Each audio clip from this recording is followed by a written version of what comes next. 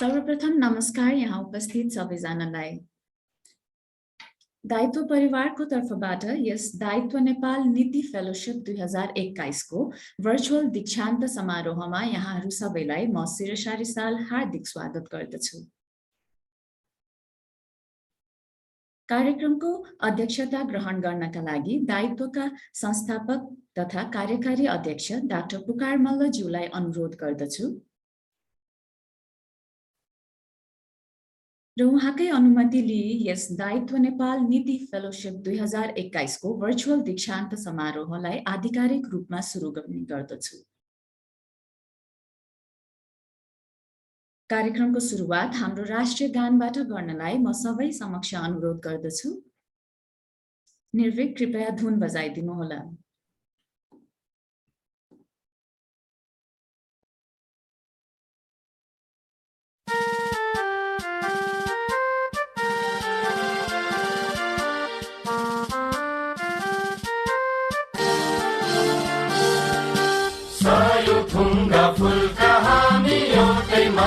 नेपाली सार्वभौम भई फैलिएका मेची महाकाली सायो थुङ्गा फुलका हामी एउटै माला नेपाली सार्वभौम भई फैलिएका मेची महाकाली प्रकृतिका कोटि कोटि सम्पदाको आचल वीरहरूका राजधानी स्वतन्त्र अचल ज्ञान भूमि शान्ति भूमि तराई पहाड हिमाल अखण्ड यो प्यारो हाम्रो मातृभूमि नेपाल बहु जाति भाषा धर्म संस्कृति छन् विशाल अग्रगामी राष्ट्र हाम्रो जय जय नेपाल।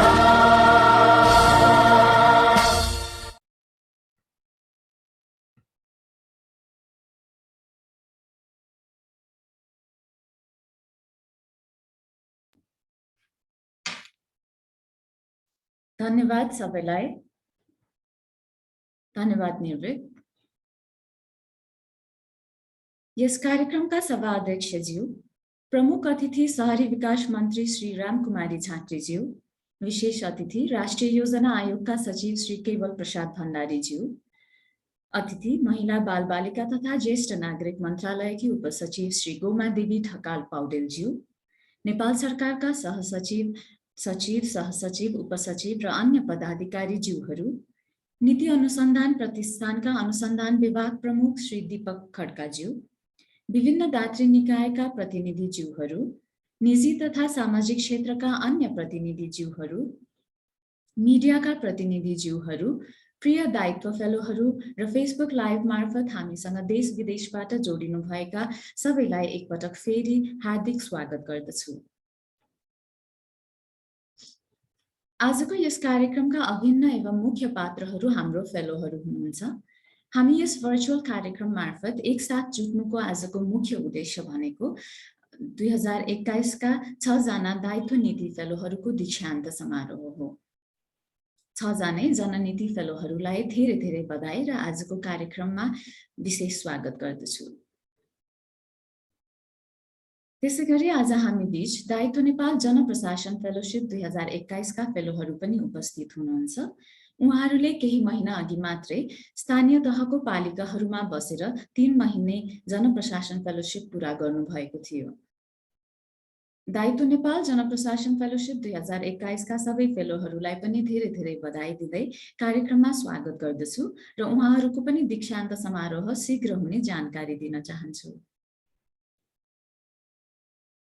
एकपटक फेरि आज उपस्थित सबैलाई स्वागत गर्दै म दायित्वका संस्थापक तथा कार्यकारी अध्यक्ष डाक्टर पुकार मल्लज्यूलाई आफ्नो मन्तव्य राखिदिनु हुन अनुरोध गर्दछु। हामी कार्यक्रमलाई समयमै राख्न चाहन्छौँ, त्यसैले म सबै वक्ताहरू हाम्रो अतिथि प्रमुख अतिथिज्यूहरूलाई पनि समय कति तोकिएको छ भनेर भन्छु, प्लिज माइन्ड नगरिदिनु होला। डाक्टर मल्ल, हजुरलाई हामीले 10 मिनेटको समय राखेका छौँ। धेरै धन्यवाद। यस कार्यक्रमका प्रमुख अतिथि शहरी विकास मन्त्रालयका माननीय मन्त्रीज्यू, हाम्रो प्रमुख वक्ता विशेष अतिथि नेपाल राष्ट्रिय योजना आयोगका सचिवज्यू, विभिन्न मन्त्रालय सरकारी निकायबाट पाल्नुभएका राष्ट्र सेवकज्यूहरू, त्यस्तै गरिकन निजी सरकारी मिडिया सामाजिक क्षेत्रबाट पाल्नुभएका महानुभावहरू र मेरो प्यारो दायित्व परिवारका साथै दायित्व फेलोज 2021, यहाँहरू सबैजनामा मेरो शुभ प्रभात र यहाँहरू सबैजनालाई हार्दिक सुस्वागतम भन्न चाहन्छु। यो फेलोशिपको दीक्षान्त समारोहमा म यहाँहरू सबैजनालाई स्वागत भन्न चाहन्छु। म आशा गर्दछु कि यो कोभिड महामारीको अनिश्चितताको माझमा पनि यहाँहरू र यहाँहरूको परिवारहरू सुरक्षित हुनुहुन्छ, सुस्वस्थ हुनुहुन्छ। आज म यो दायित्व फेलोशिपकै अवधारणा, जुन हामीहरूले युवा र सरकार एक उद्यमशील नेपालतर्फ सँगसँगै भन्ने यो जुन अवधारणा छ, यही बारेमा चाहिँ केही बोल्न गइरहेको छु। यसको सुरुमा म आफ्नै कहानीबाट सुरु गर्न चाहे। म सानो छँदाखेरि मेरो परिवारले मलाई नेपाल सरकारको क्रियाकलापहरू राजनीतिबाट टाढै राख्ने प्रयास गर्नुभयो। मेरो बुवा त जीवनभर नेपाल सरकारमै कार्यरत हुनुभयो। यहाँको विभिन्न सडकहरू, यहाँको विभिन्न भवनहरू र अहिले भर्खरै पनि यो धरहरा बनाउने काममा पनि उहाँले त्यो प्रोजेक्टलाई लिड गर्नुभयो। तर यसरी मलाई नेपाल सरकारका विभिन्न कुराकानीबाट टाढा राख्दै पनि उहाँले मलाई केबाट चाहिँ टाढा राख्न सक्नु भएन भने, उहाँ जुन मूल्य मान्यता सहित हुर्किनु भयो र जुन मूल्य मान्यताको कारणले गर्दा उहाँ नेपाल फर्किने निर्णय गर्नुभयो र नेपाल सरकारसँग मिलेर अगाडि बढ्नुभयो, त्यो मूल्य मान्यताबाट चाहिँ मलाई टाढा राख्न सक्नु भएन। त्यही कारणले गर्दाखेरि पनि म अमेरिकामा गएँ, 17 वर्ष मैले व्यतीत गरेँ र त्यो गर्ने क्रममा यही मूल्य मान्यताहरूले मलाई सधैँ प्रश्न गरिरहन्थ्यो, तिमी के गरिरहेका छौ, नेपाल फर्किने बेला भएन।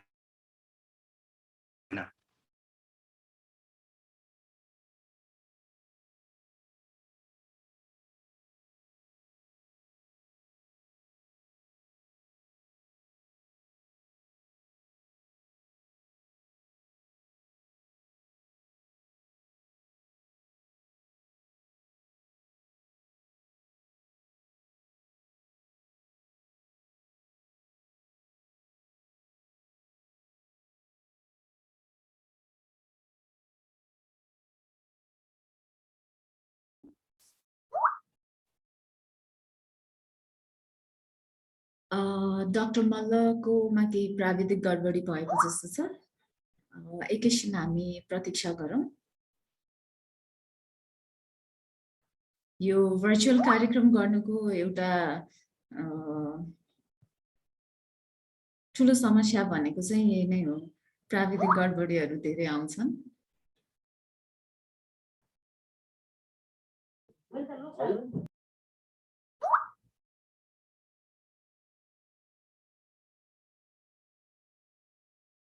हामी एकैछिन उहाँको प्रतीक्षा गर्नेछौँ र केही गरी उहाँ आउन अलि ढिलाइ हुनेछ भने हामी कार्यक्रमलाई अगाडि बढाउँदै गर्छौँ र डाक्टर मल्ललाई फेरि आग्रह गर्छौँ कि उहाँको मन्तव्य एकछिनमा फेरि दिनको लागि, तर थोरै समय चाहिँ हामी प्रतीक्षा गरौँ। मन्त्रीज्यू, हजुरको पर्मिसन चाहन्छु म यसको लागि।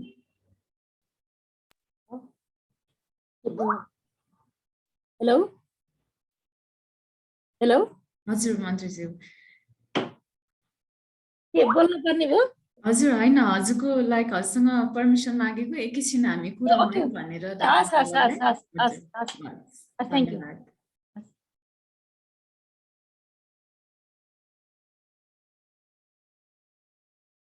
म यहीँ नै छु, मैले सुनिरहेको छु।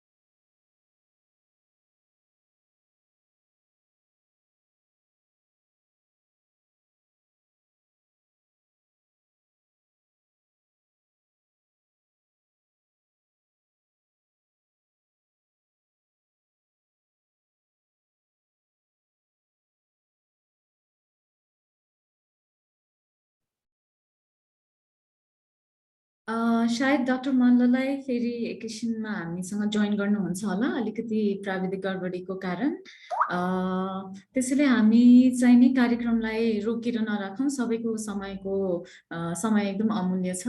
म अहिले अब डाक्टर मल्लको मन्तव्यलाई छोडेर चाहिँ नि अब म दायित्वका कार्यक्रम निर्देशक सुशील ढकालज्यूलाई आफ्नो मन्तव्य राखिदिनु हुन र दायित्व फेलोशिपमाथि प्रकाश पारिदिनु हुन आग्रह गर्दछु।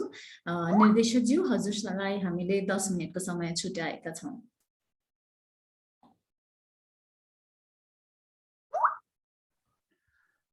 धन्यवाद श्रीषाजी। डाक्टर मल्लले अहिले एकैछिनमा जोइन गर्छु भनेर खबर गर्नुभएको छ। सर्वप्रथम त यस कार्यक्रमका सभा अध्यक्षज्यू, प्रमुख अतिथि शहरी विकास मन्त्रालयका माननीय मन्त्रीज्यू, विशेष अतिथि राष्ट्रिय योजना आयोगका सचिवज्यू, नेपाल सरकार र निजी क्षेत्रबाट पाल्नुभएका आजको यस कार्यक्रमका वक्ताहरू, 2021 दायित्व फेलोज लगायत यहाँ उपस्थित सार्वजनिक, निजी, मिडिया तथा सामाजिक क्षेत्रका सबैलाई मेरो नमस्कार। हाम्रा यस वर्षका 6 जना दायित्व नीति फेलोजहरूलाई धेरै धेरै बधाई भन्दै मैले मेरो मन्तव्य सुरु गर्न चाहे। साथसाथै अघि श्रीषाजीले भन्नुभए जस्तै हाम्रा यस वर्षका केही जनप्रशासन फेलोजहरू पनि आज हामीसँग जोडिनु भएको छ। उहाँहरूको औपचारिक दीक्षान्त समारोह पछि गरे तापनि मैले यो मौकामा उहाँहरूलाई पनि सम्मान गर्न चाहे। डाक्टर मल्लले अहिले एकैछिनमा आफ्नो मन्तव्यमा दायित्वको परिचय राख्नु नै हुनेछ। मैले भने मेरो मन्तव्य हाम्रो फेलोशिप कार्यक्रमको परिचयबाट सुरु गर्न चाहे। सरकार र युवाको बीच विश्वासको कमीको खाडल सानो पार्न र तथ्यमा आधारित नीति निर्माणलाई सघाउन हामी 2 किसिमका फेलोशिप सञ्चालन गर्छौं। एक संघीय तहमा नीति फेलोशिप र अर्को स्थानीय तहमा जनप्रशासन फेलोशिप। नीति फेलोशिपमा संसारभरि हुनुभएका नेपाली युवा नेपाल आएर संघीय तहमा विभिन्न सरकारी निकायलाई नीति अनुसन्धानमा 3 देखि 6 महिना सहयोग गर्नुहुन्छ। जनप्रशासन फेलोशिपमा चाहिँ स्थानीय तहमा स्थानीय नीति निर्माणको लागि अनुसन्धान र स्थानीय नीतिको कार्यान्वयनमा सहयोग गर्न स्थानीय युवाहरूले आफ्नो ऊर्जा र प्रतिभा प्रयोग गर्दै सहयोग गर्नुहुन्छ।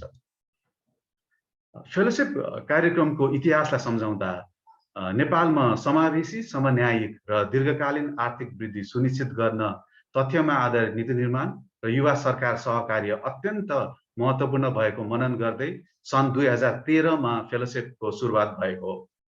यसको मूल मर्म मेरो देश मेरो दायित्व हो।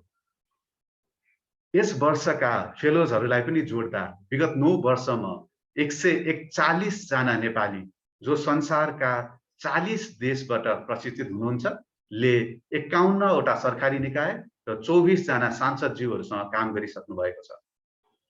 यी मध्ये 75% फेलो आज नेपालमा हुनुहुन्छ, जसमध्ये 10% सरकारी निकायमा काम गर्नुहुन्छ र 15 जनाले आफ्नै उद्यम पनि सुरु गर्नुभएको छ। यसरी क्षमतावान नेपाली युवालाई देश निर्माणमा सहयोग गर्न मञ्चको रूपमा फेलोशिप कार्यक्रम स्थापित भएको छ। विगतबाट सिक्दै यस कामलाई अझै सशक्त बनाउन हामीले यस वर्ष केही नौलोपन थपेका थियौं। यस वर्ष विगतमा जस्तो 3 महिना नभई फेलोशिप 6 महिनाको भयो। साथसाथै क्षमता विकास प्रशिक्षणमा यस वर्ष हामीले अमेरिकाको यल विश्वविद्यालयबाट डाक्टर च्यारिटी मोरलाई निम्ताएका थियौं। हामीले यो वर्षदेखि हाम्रा पूर्व फेलोहरूलाई अलुमनाई एडभाइजर्सको रूपमा समावेश गरेका थियौं। यसरी अहिले स्क्रिनमा देखाइएको पिक्चर जस्तै यो वर्ष हाम्रो फेलोशिप परितन्त्रमा फेलोजहरू, मन्त्रालय तथा सरकारी निकायका सुपरभाइजर, सहसचिवहरू र उपसचिवज्यूहरू, अन्तर्राष्ट्रिय रूपमा ख्याति प्राप्त शैक्षिक संस्थाबाट पीएचडी गर्नुभएका विषयगत विज्ञ मेन्टर्सहरू, अलुमनाई एडभाइजर्सहरू र क्षमता विकास तालिम गर्न नेपाल र यल विश्वविद्यालयका विज्ञहरू हुनुहुन्थ्यो। फेलोशिप सुपरभाइजर्स रोशनी श्रेष्ठज्यू, गोमा ढकालज्यू, सीता निरालाज्यू, डाक्टर नारायण रेग्मीज्यू, श्रीधर गौतमज्यू, डाक्टर रामप्रसाद घिमिरेज्यू, महेश आचार्यज्यू, डाक्टर हरि केसीज्यू, प्रकाश सञ्जेलज्यू, खोमराज कोइरालाज्यू र डाक्टर दिवाकर लुइटेलज्यू हुनुहुन्थ्यो। अलुमनाई एडभाइजर्स विदुषीजी, सबरिनाजी, अनुपमाजी, दीक्षितजी, कौशलजी र मनिषजी हुनुहुन्थ्यो। ट्रेनर्सहरू doctor Pukar Malla, doctor Charity More, doctor Juni Singh, doctor जीवन अम्गाई र डाक्टर प्रमोद केसी हुनुहुन्थ्यो। Research मेन्टर्सहरू doctor Juni Singh, doctor खुशबु मिश्र, डाक्टर जीवन अम्गाई, डाक्टर तेजस प्रधान, डाक्टर स्मृति पन्त र डाक्टर शैलेश तिवारी हुनुहुन्थ्यो। हजुरहरू सबैलाई मुरी मुरी धन्यवाद। यो वर्ष हाम्रो क्षमता विकास साझेदार संस्था नेपाल लिडरसिप एकाडेमी र गभर्नेन्स ल्याब थिए। यस वर्षका हाम्रा आर्थिक साझेदार संस्था कर्जा सूचना केन्द्र, सिद्धार्थ ब्याङ्क र फ्युज मेसिन्स रहेका थिए। उहाँहरूको सहयोगले गर्दा विगतमा जस्तै हामी यो वर्ष पनि पूर्ण रूपमा नेपाली निजी क्षेत्रको आर्थिक सहयोगमा यो फेलोशिप कार्यक्रम गर्न सफल भयौँ। यहाँहरूलाई पनि मुरी मुरी धन्यवाद। यस वर्षका हाम्रा नीति फेलोजहरू लिजाजी, तासीजी, अनुज्ञाजी, सतीशजी, स्नेहाजी र रूपेशजीबाट हामी एकैछिनमा सुन्ने नै छौँ। यस वर्षका हाम्रा जनप्रशासन फेलोजहरू शेरजी, सुमित्राजी, इन्दिराजी, गङ्गाजी, शोभाजी, चित्रजी, सजनाजी, दिपेन्द्रजी, कल्पनाजी, पद्माजी, शर्मिलाजी, रज्जुजी, दीपाश्रीजी, सञ्जुजी र दीक्षाजीलाई पनि धेरै धेरै बधाई। दायित्व फेलोशिप 2021 को कठिन तर फलदायी 6 महिने यात्रा आज टुङ्गिँदैछ। तर तथ्यमा आधारित नीति निर्माण र युवा सरकार सहकार्यको हाम्रो यात्रा जारी नै छ र यस यात्रामा यो वर्ष सहयोग गर्नुहुने र विगतमा हामीलाई सहयोग गर्नुभएका र आगामी दिनमा हामीलाई सहयोग गर्नुहुने सबैजनालाई मैले अहिले नै धेरै धेरै धन्यवाद भन्दै मेरो कुरा यही टुङ्ग्याउँछु। धन्यवाद।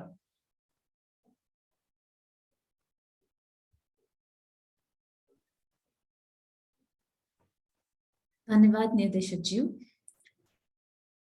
दायित्व फेलोशिप बारे विस्तृत जानकारी दिनुभएकोमा धेरै धेरै धन्यवाद।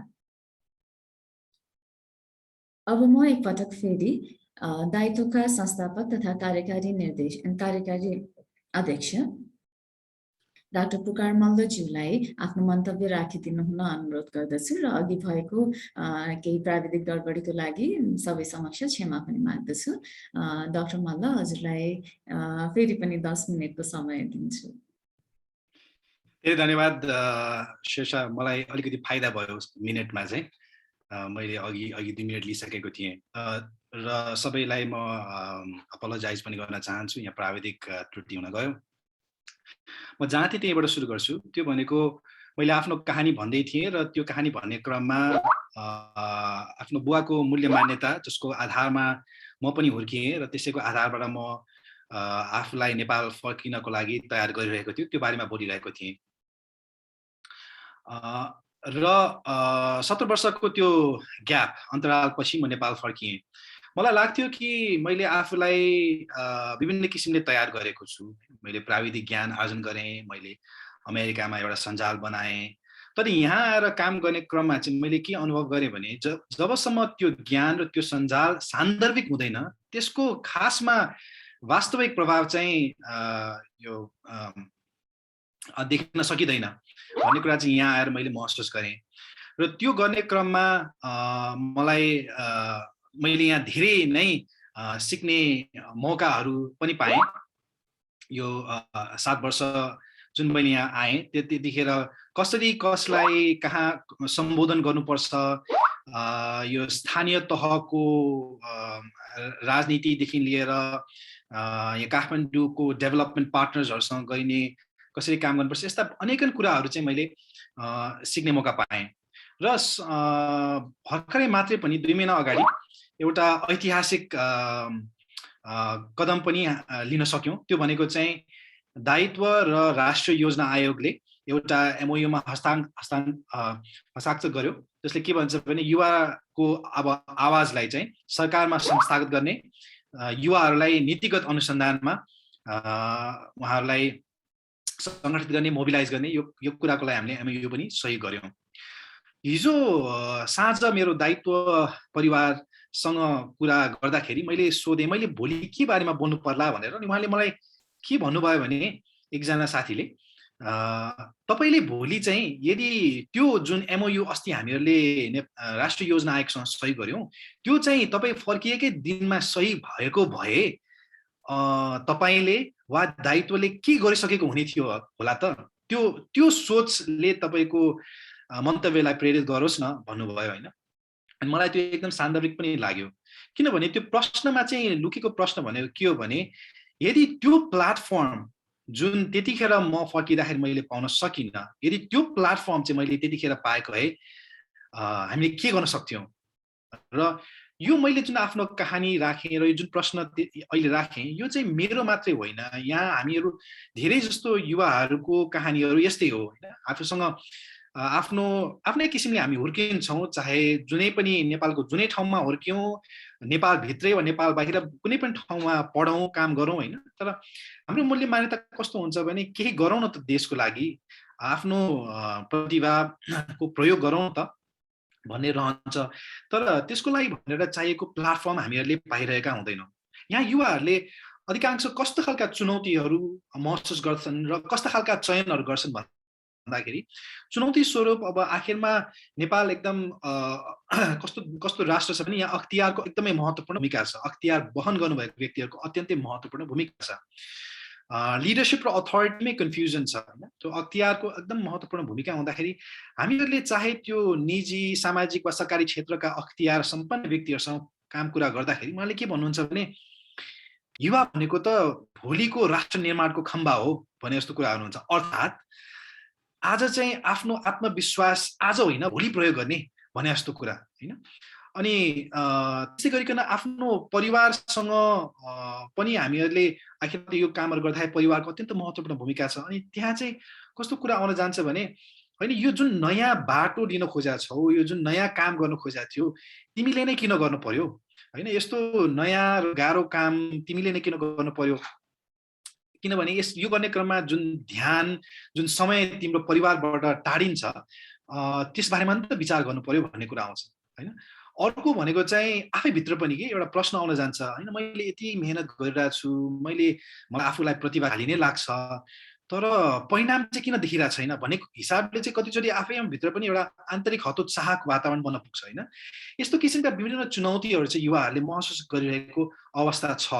भन्नुको मतलब के हो भने हामीसँग क्षमता छ तर त्यो क्षमतामाथि चाहिँ यो यस्तो व्यवस्था छ, एउटा यस्तो एउटा इकोसिस्टम छ जसले चाहिँ विश्वास गरिसकेको अवस्था छैन, पर्याप्त विश्वास छैन हाम्रो क्षमतामा। यो हुँदाहुँदै पनि हामीले कस्तो चयनहरू गर्छौँ भने कतिजना त अब हैन अप्ठ्यारो वातावरण चाहिँ भइगयो भनेर हामीहरू अगाडि नै बढ्दैनौँ। त्यसमध्ये केही चाहिँ अगाडि बढ्छौँ तर केही समय अगाडि बढेपछि हतोत्साहित भएर छोड्छौँ। तर केही साथीहरू कस्तो हुनुहुन्छ भने छाड्ने होइन, नेपालमा केही गर्ने हो भने चाहिँ एउटै कुरा गर्नु हुँदैन, त्यो भनेको हरेस खानु हुँदैन भनेर हामी लागि परेका पनि छौँ भने केही साथीहरूले र म यही अहिलेकै यो जुममै पनि देखिरहेको छु कतिजना मित्रहरू हैन, टिच फर नेपाल लगायत अन्य आइआइडी जस्ता कस्ता राम्रा संस्थाहरू छन् ग्रासरुट्स लेभलबाट गरिरहनु भएको राम्रो कामहरू सहित उहाँहरूले सफलता पनि देखाउन सक्नु भएको अवस्था देख्दछौँ। अब जुन मैले एउटा पिक्चर पेन्ट गरेँ जहाँ चाहिँ धेरै गर्न चाहन्छौँ त गर्न अप्ठ्यारो रहेको अवस्थामा अब यो देश अहिले जुन ठाउँमा छ यहाँ चाहिँ यो अवस्थालाई परिणत गर्न एकदमै महत्त्वपूर्ण छ। नेपाल एउटा यस्तो ठाउँमा छ जहाँ विभिन्न किसिमका राजनैतिक सामाजिक आर्थिक चुनौतीहरू हामी सामु छ। कोभिड-19 को महामारीले गर्दाखेरि त देशको अर्थतन्त्र धराशायी भएको छ।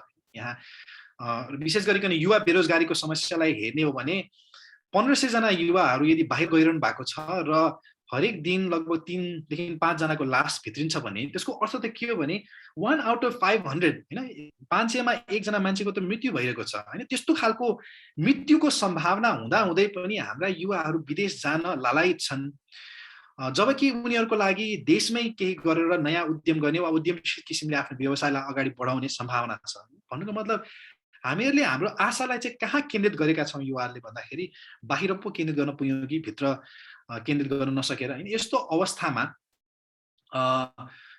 र फेरि अब चुनाव पनि आउँदैछ। चुनाव पश्चात चाहिँ यो दोस्रो यो चुनावपछि चाहिँ हामी सबैजनासँग के भन्ने चाहिँ अवसर रहँदैन भने पहिलोचोटि थियो। त्यही कारणले गर्दाखेरि यो सङ्घीय परिवेश हामीले सिक्दै थियौँ भन्ने हामीहरूसँग विकल्प रहन्न। हामीले त अझै द्रुत गतिबाट अगाडि बढ्नुपर्ने छ।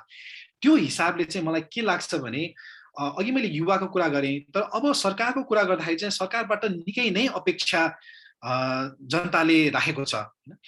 किनभने सरकारसँग के छ भने अख्तियार, त्यो अख्तियारको प्रयोग गरेर धेरै कुरा गर्न सकिन्छ। तर हामीहरूलाई मलाई के लाग्छ भने जस्तो खालको एउटा सामान्य नागरिकले अपेक्षा राखेको थियो यो 5 वर्षको कार्यकालमा, त्यो अपेक्षा चाहिँ परिपूर्ण भएको छैन विभिन्न क्षेत्रहरूमा हैन। मैले एउटा युवा रोजगारीको क्षेत्रको बारेमा मात्रै कुरा गरेँ, तर विभिन्न क्षेत्रमा भएको छैन। त त्यो भन्दै गर्दाखेरि हामीहरू त दायित्वले त नेपाल सरकारसँग नजिकमा काम गर्छ नि। त्यो काम गर्ने क्रममा हामीहरूले धेरैवटा यो सिंहदरबारभित्रका राष्ट्र सेवकहरू प्रशासकज्यूहरूसँग काम गर्यौँ। कति उत्कृष्ट मानसिकता र क्षमता सहित उहाँहरूले नयाँ कुराहरू गर्न चाहनुहुन्छ। त्यो गर्नको लागि भनेर चाहिँ त्यहाँ वातावरण जुटिसकेको हुँदैन र त्यो टाइम एन्ड स्पेस उहाँहरूसँग हुँदैन, प्रशासकीय काममै व्यस्त हुनुहुन्छ। त्यस्तै गरिकन नेपालको राजनीतिकर्मीहरूसँग पनि हामी धेरै काम गर्छौँ।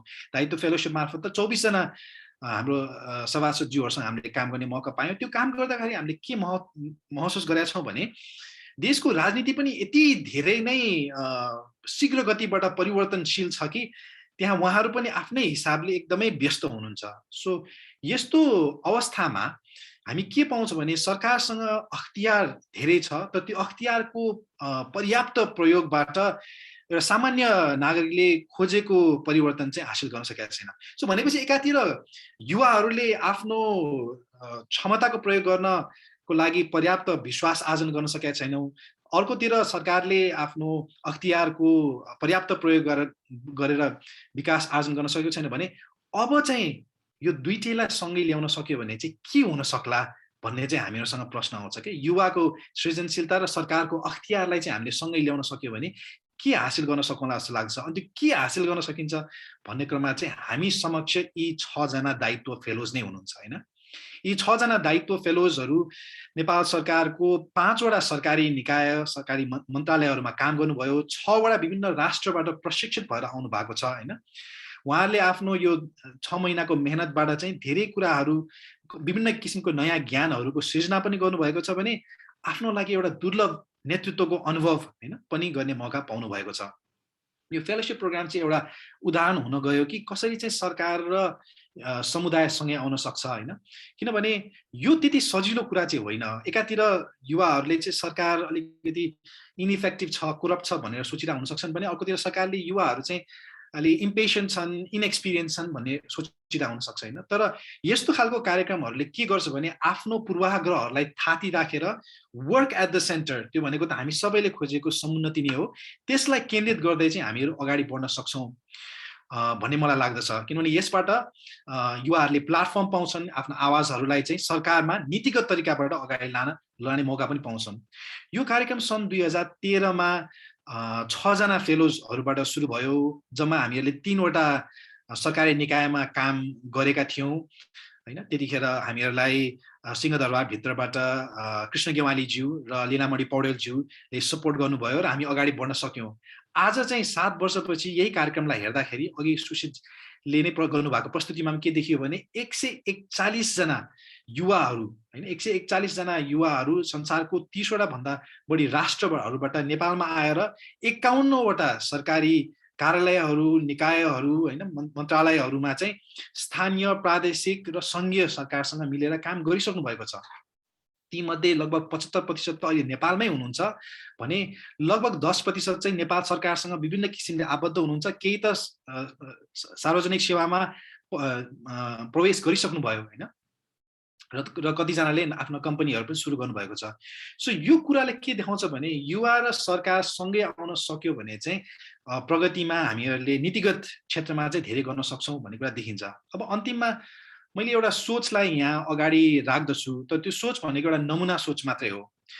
दायित्वले यो 7 वर्ष गरेको मेहनतको आधारबाट हामीहरूले 141 जना युवाहरूलाई मोबिलाइज गर्न सक्यौं। तर जस्तो किसिमको नेपाल सरकारको अख्तियार छ र जुन अनुभव दायित्वले सङ्कलन गरेको छ र दायित्व जस्तै विभिन्न संस्थाले सङ्कलन गरेको छ त्यसलाई हेर्ने हो भने चाहिँ नेपाल सरकारले एकै वर्षमा 1000 फेलोजहरूलाई मोबिलाइज गर्न सक्छ। ती 1000 फेलोजहरूलाई चाहिँ नेपाल सरकारले 500 वटा 7 वटा प्रदेशको 500 वटा विभिन्न ठाउँहरूमा मोबिलाइज गर्न सक्छ हैन।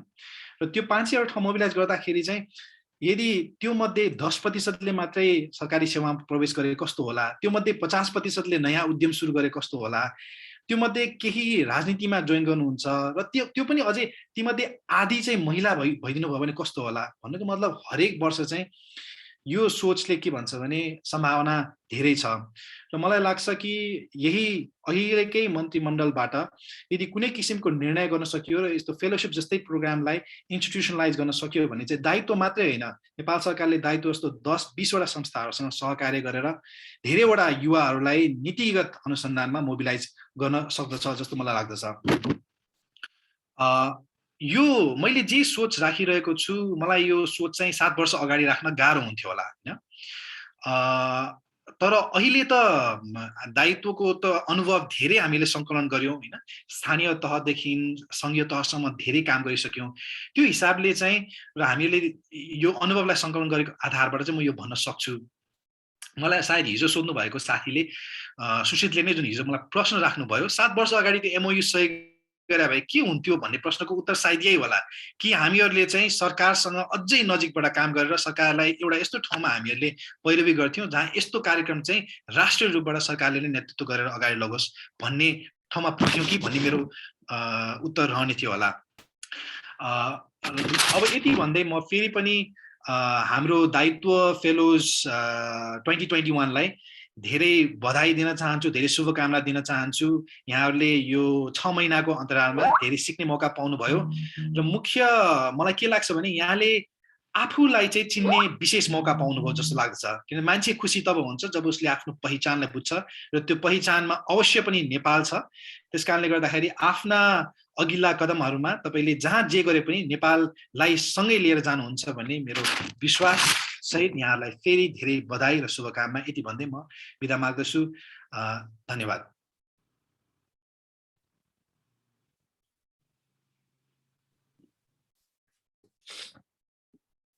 धन्यवाद डाक्टर मल्ल। हजुरको कथा नेपाली युवाहरूलाई विशेष गरी विदेशमा केही समय बिताएर नेपाल फर्की देशको लागि केही गर्न चाहने युवाहरूको लागि चाहिँ नि निकै नै प्रेरणादायी छ। अब म केही समय फेरि हाम्रो केही अतिथिहरू जोड्नु भएको छ हामीसँग, उहाँहरूलाई स्वागत गर्न चाहन्छु। जस्तै दायित्वले काम गर्दै आएका केही दात्री निकायहरू जस्तो NDI, US embassy, IITS, women लिडका प्रतिनिधिज्यूहरूलाई पनि स्वागत गर्दछु। त्यस्तै इकोनोमिक पोलिसी इन्क्युबेटरबाट डाक्टर हिरामणि सर पनि हामीसँग जोडिनु भएको देखेको छु मैले, उहाँलाई पनि स्वागत छ। त्यस्तै पिआरआईका दीपक खड्का सर पनि जोडिनु भएको छ, उहाँलाई पनि स्वागत छ।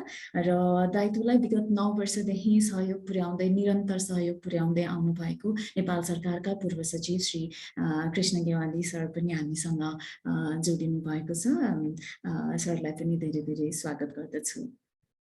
कार्यक्रमलाई अगाडि बढाउन चाहन्छु। अब 2021 का 6 जना दायित्व नीति फेलोहरूलाई अब म आफ्नो परिचय दिँदै छोटोमा आफूले 6 महिना फेलोशिप गर्दाखेरिको अनुभवहरू सबै समक्ष साट्नलाई अनुरोध गर्दछु। अनि यहाँहरू सबैलाई चाहिँ नि हामीले 2-2 मिनेटको समय राखेका छौँ। सर्वप्रथम दायित्व फेलो 2021 श्री अनुज्ञा कुँवरबाट सुरु गरौँ। धन्यवाद शीर्षाजी। धन्यवाद बुकार दाइ फर योर विशेस। नमस्कार उपस्थित भएका सबैजनालाई। मेरो नाम अनुज्ञा कुँवर हो र मैले मेरो bachelors Asian university for women बङ्गलादेशमा कम्प्लिट गरेको छु। मेरो मेजर पोलिटिक्स, फिलोसफी, इकोनोमिक्स रहेको छ भने माइनर चाहिँ मैले जेन्डर स्टडिजमा गरेको छु। मेरो दायित्व पब्लिक पोलिसी फेलोशिपको लागि मैले यी 6 महिना महिला बालबालिका तथा ज्येष्ठ नागरिक मन्त्रालयसँग आबद्ध भई सहसचिवज्यू रोशनी कुमारी श्रेष्ठ म्याम र उपसचिवज्यू गौमा ढकाल म्यामको सुपरभिजनमा मेरो अनुसन्धान पूर्ण गरेको छु। यस फेलोशिपको अवधिमा मैले मेरो मेन्टर डाक्टर जुनी सिंह र आल्मनाई एडभाइजर मिस विदुषी अधिकारीबाट निकै धेरै सहयोग पाएको छु। मेरो अनुसन्धानको शीर्षक Assessing Needs and Challenges of Women Entrepreneurs in the Lalitpur District रहेको छ। यसका लागि मैले 3वटा प्रश्नहरू बारे अनुसन्धान गरेको छु। नम्बर 1, ललितपुर जिल्लामा महिला उद्यमीहरूले सामना गर्ने चुनौती र उनका आवश्यकताहरू के छन्। नम्बर 2, ललितपुरको महिला उद्यमशीलता सहजीकरण केन्द्रले यी समस्याहरूलाई कसरी न्यूनीकरण गर्न सक्छ। नम्बर 3, महिला उद्यमशीलता सहजीकरण केन्द्रले आफ्नो सेवा प्रदान गर्दा के कस्ता चुनौतीहरूका सामना गर्नु परिरहेको छ। मेरो अनुसन्धानको फाइन्डिङ्स आइडेन्टिफाई 6वटा प्रायोरिटी एरियाज जुन चाहिँ were serving as challenges for women entrepreneurs Lalitpur जिल्लामा। One of the key challenges observed was that there was a lack of intersectional approach, जहाँ चाहिँ महिला उद्यमीहरूको socio-economic र जातीय पहिचान were not considered as barriers that affected women-led enterprises. It was noted that women entrepreneurs from socio-economic strata that were in upper level were able to benefit more out of the services and incentives provided by the government than women from marginalized groups.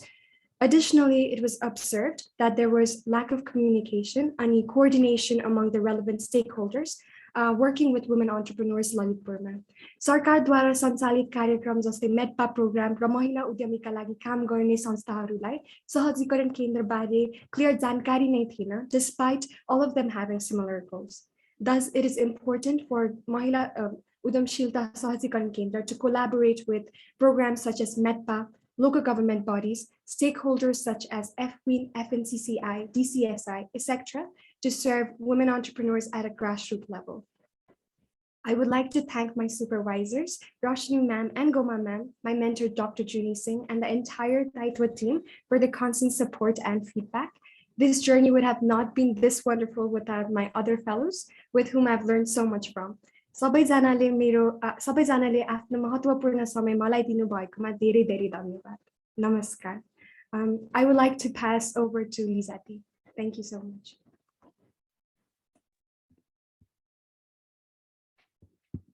Thank you, Anugya. नमस्कार र good morning सबैजनालाई। मेरो नाम लिजा पौडेल हो र मैले यही वर्ष नै अमेरिकाको प्रिन्सटन युनिभर्सिटीबाट मेरो मास्टर्स इन पब्लिक अफेयर्स प्राप्त गरेकी छु। दायित्व पब्लिक पोलिसी फेलोशिप अन्तर्गत म चाहिँ महिला बालबालिका तथा ज्येष्ठ नागरिक मन्त्रालयसँग आबद्ध भएर मेरो गभर्नमेन्ट सुपरभाइजर उपसचिव सीता निरौला म्याम र रोशनी कुमारी श्रेष्ठ म्यामको गाइडेन्स अनि मेरो मेन्टर डाक्टर खुशबु मिश्र जो चाहिँ इकोनोमिस्ट हुनुहुन्छ उहाँको सहयोगका साथ फेलोशिपको रिसर्च सम्पन्न गरेको छु। मेरो रिसर्च नेपालमा हाम्रो लैङ्गिक हिंसाको बारेमा जुन लजहरू छन् तिनीहरूको इम्प्लिमेन्टेसन कसरी भइरहेको छ र तिनीहरूको इम्प्लिमेन्टेसनमा के चाहिँ ग्याप छ, के चाहिँ च्यालेन्जेस छ भन्नेको अध्ययनमा रहेको थियो। र मैले चाहिँ के पाएँ भन्दा हाम्रो लजहरू मोस्टली बुक्समा चाहिँ प्रोग्रेसिभ नै छन्, भिक्टिम्सहरूको लागि के सर्भिसेस चाहिने हो, के सपोर्ट चाहिने हो मोस्टली कभर पनि गरेका छन्, तर इम्प्लिमेन्टेसनमा आएर चाहिँ अलि राम्रो हुन सकिसकेको छैन। मेरो फाइन्डिङ्स मध्येको म आज चाहिँ दुईटा कुरा हाइलाइट गर्न चाहन्छु। पहिलो चाहिँ हाम्रो धेरै जसो सबै न्याय प्राप्त गर्न जाने ठाउँ जुन संस्थाहरू हुन्छ, पुलिस होस्, महिला आयोग होस् या वार्ड या म्युनिसिपल लेभलको अफिसेसहरूमा होस्, त्यहाँ सबैमा एउटा मेलमिलापको जस्तो कल्चर छ। भिक्टिम्सहरू सुरुमा आउँदाखेरि पहिलो सोल्युसन अफर या डिफल्ट सोल्युसन नै उहाँलाई र उहाँको पर्पेट्रेटरलाई मिलाउने अनि घर पठाउने हुने रहेछ। यो आफैमा नराम्रो कुरा त होइन, तर यसले चाहिँ के गर्छ भन्दाखेरि पुलिसकोमा गएर हुने के हो र मिलाएर पठाउने त हो नि भनेर नयाँ अथवा कम्युनिटीमा भएको अरू भिक्टिम्सहरूलाई अगाडि आउनबाट चाहिँ रोक्ने मैले पाएँ। अर्को फाइन्डिङ जुन चाहिँ म हाइलाइट गर्न चाहन्छु त्यो चाहिँ हाम्रो लजमा अझै पनि एक दुईवटा अलि ग्लेरिङ खालको नै ग्यापहरू चाहिँ छन्। बिस्तारै हाम्रो सोसाइटी चेन्ज हुँदैछ तर ल चाहिँ अलिक क्याचअप गर्न सकेको छैन। यो चाहिँ सबसे धेरै एभिडेन्ट कहिले भयो भन्दाखेरि हाम्रो लिभ इन रिलेसनसिपको केसमा, जस्तै अब बिहे अगाडि नै कपलहरू कोही मुभ इन गर्नुभयो भने र त्यहाँ लैङ्गिक हिंसा भयो भने उहाँहरूलाई चाहिँ हाम्रो घरेलु हिंसाको लिगल डेफिनेसन अन्तर्गतमा नपर्ने हुनाले उहाँहरू चाहिँ अहिले न्यायबाट वञ्चित हुनुहुन्छ।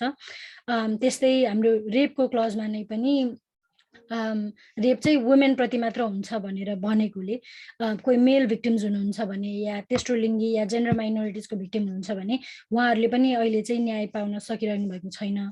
यो दुईटा चाहिँ मेन फाइन्डिङ्स अहिले मैले हाइलाइट गरेँ, अरू चाहिँ अब रिपोर्टमै हुन्छ अभियसली।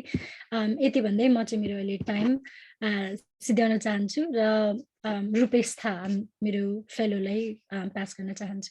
धन्यवाद।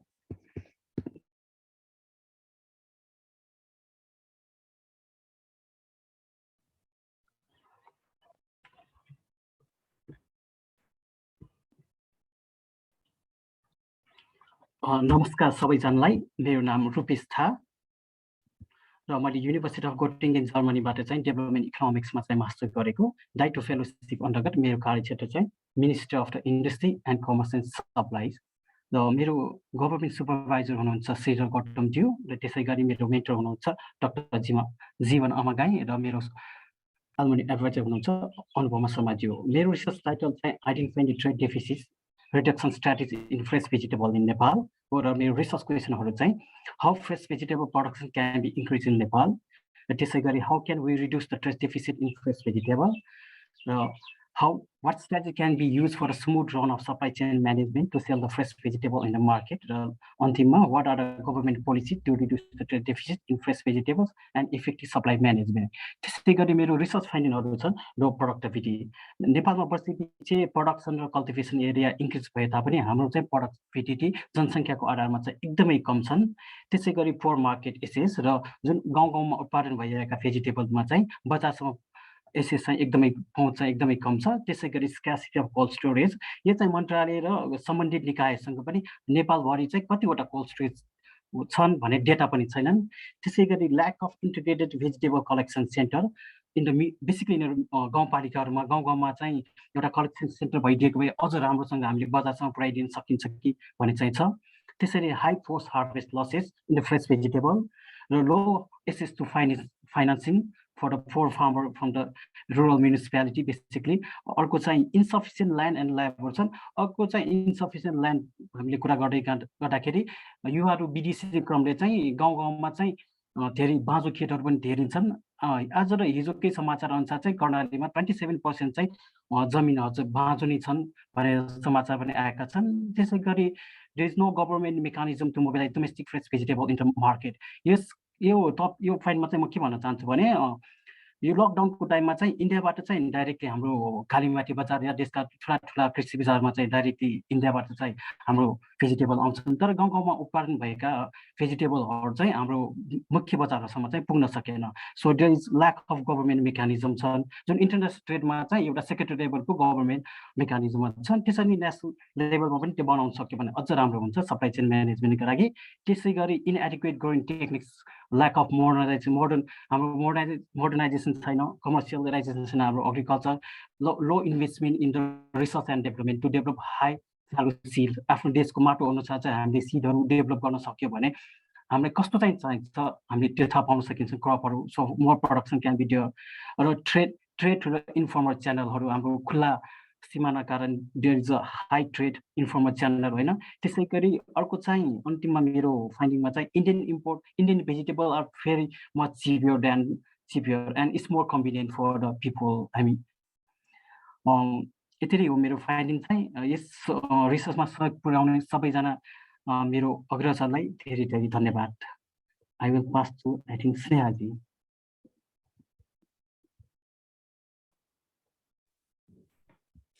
नमस्कार, यहाँ उपस्थित सम्पूर्ण महानुभावहरूमा मेरो हार्दिक अभिवादन। मेरो नाम स्नेहा अग्रवाल र मैले मेरो मास्टर्स इन्डियाको Tata institute of social sciences मुम्बईबाट गरेकी छु। म हाल कृषि तथा पशुपक्षी विकास मन्त्रालयमा आबद्ध छु। सचिव डाक्टर हरि बहादुर केसीज्यू र सहसचिव प्रकाश सञ्जेलज्यू मेरा सुपरभाइजर हुनुहुन्छ। मेरा मेन्टर हुनुहुन्छ डाक्टर स्मृति पन्तज्यू र मेरा एलुमनाई एडभाइजर कौशल सपकोताज्यू हुनुहुन्छ। मेरो रिसर्चको टपिक रहेको छ return and reintegration, exploring challenges and opportunities of COVID-19 migrant returnees in small scale agri business. मैले मेरो रिसर्च प्रश्नहरूलाई 3वटा भागमा डिभाइड गरेकी छु। पहिलो प्रश्न, what are the motivations, benefits, opportunities and challenges faced by migrant returnees in starting agriculture business. मेरो दोस्रो प्रश्न, Are there distinct opportunities and challenges among different categories of migrant returnees? यो क्याटेगोरिजहरूलाई हामीले जेन्डर, कास्ट र डेस्टिनेसन कन्ट्रीको बेसिसमा डिभाइड गरेका छौँ। मेरो तेस्रो प्रश्न, what are the policies supporting agriculture business in Nepal? मैले मेरो 6 महिनाको फेलोशिपको दौरान मेरो फाइन्डिङ्सहरूलाई पनि 4वटा भागमा डिभाइड गरेकी छु। मेरो पहिलो finding, lack of training of migrant returnees was a major challenge. Out of the total people surveyed, 6.3% of migrant returnees only had claimed that they had the required skills to carry out agriculture business. मेरो दोस्रो फाइन्डिङमा सबभन्दा ठुलो समस्या भनेको price in organic farming हो। The price in organic farming was fluctuating in and out, which affected their profits. मेरो तेस्रो finding was that migrant returnees did not receive support, financial assistance, lack of credit, lack of loans, facilities affected them when they returned to Nepal. मेरो चौथो र last finding हो, government schemes on agriculture business could hardly reach the rural municipals despite the newly formed federal system of governance. यति भन्दैमा म मेरो शब्दलाई विराम दिन चाहन्छु। धन्यवाद। अब हाम्रो फेलोजी सतीश जीले आफ्नो परिचय दिनुहुन्छ। यहाँ उपस्थित सबैलाई नमस्कार। मेरो नाम सतीश बज्राचार्य हो र मैले मेरो शिक्षा MA इकोनोमिक्समा सेक्रेड हार्ट कलेज इन्डियाबाट 2020 मा पुरा गरेको छु। म दायित्व पब्लिक पोलिसी फेलो भएर अर्थ मन्त्रालयमा पूर्व सहसचिव डाक्टर रामप्रसाद घिमिरेज्यू र सहसचिव महेश आचार्यज्यूको सुपरभिजनमा मैले मेरो अनुसन्धान पुरा गरेको छु। यस अनुसन्धानको क्रममा मेरो मेन्टर डाक्टर तेजस प्रधान र एलुमनाई एडभाइजर दीक्षित केसीजीले मलाई धेरै महत्त्वपूर्ण सल्लाह र सुझाव दिनुभयो। मेरो अनुसन्धानको शीर्षक transitioning from informality to formality, perspectives on formalisation of informal enterprises हो। यस अनुसन्धानमा मैले 4 प्रमुख प्रश्नहरू सोधेको छु। यी हुन्, कुन प्रकारको अनौपचारिक व्यवसायको दर्ता गर्ने सम्भावना बढी हुन्छ? किन अनौपचारिक व्यवसायहरूले अनौपचारिकतालाई प्राथमिकता दिन्छन्? औपचारिक र अनौपचारिक व्यवसायहरूको विशेषता र अपेक्षाहरू के हुन् र कोभिड-19 ले अनौपचारिक व्यवसायहरूलाई कस्तो असर गरेको छ? अनुसन्धानका केही प्रमुख निष्कर्षहरू यस्ता छन्। उच्च बिक्री लागत र क्षेत्र भएका व्यवसायहरूको दर्ता गर्ने सम्भावना बढी हुन्छ। दर्ता गर्ने सम्भावना उद्यमीको उमेर, बिक्री, व्यापार परिपक्वता, कानुन प्रवर्तन स्तर, व्यापार वातावरण, प्रतिस्पर्धीहरूको रणनीतिक व्यवहार र बजारको अवस्था जस्ता महत्त्वपूर्ण कारकहरूमा निर्भर हुन्छन्। स्थानीय बजारमा बिचौलिया अथवा इन्टरमिडिएरिजहरूको उपस्थिति अनौपचारिक व्यवसायहरूबाट प्रतिस्पर्धा औपचारिक व्यवसायहरूका लागि व्यापार गर्न प्रमुख अवरोध रहेको छ र अनौपचारिक व्यवसायहरू कोभिड-19 महामारी जस्ता बाह्य झट्काहरूबाट जोखिममा छन्। यो भन्दै अन्तमा यहाँ उपस्थित सबैजनालाई म धन्यवाद दिन चाहन्छु र अब बोल्नको लागि म तासीजीलाई बोलाउन चाहन्छु। धन्यवाद।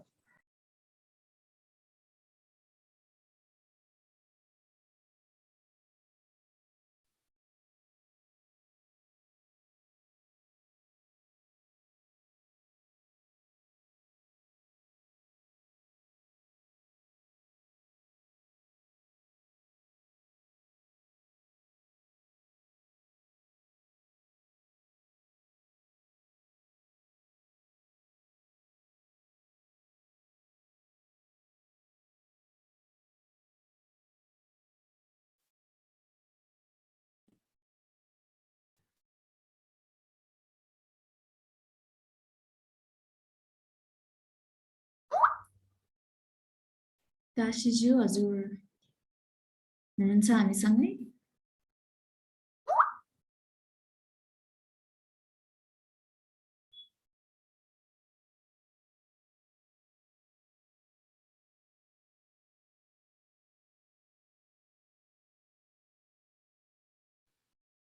हामी अगाडि बढौँ होला शीर्ष, अनि पछि समय मिलेमा फेरि फिर्ता होला।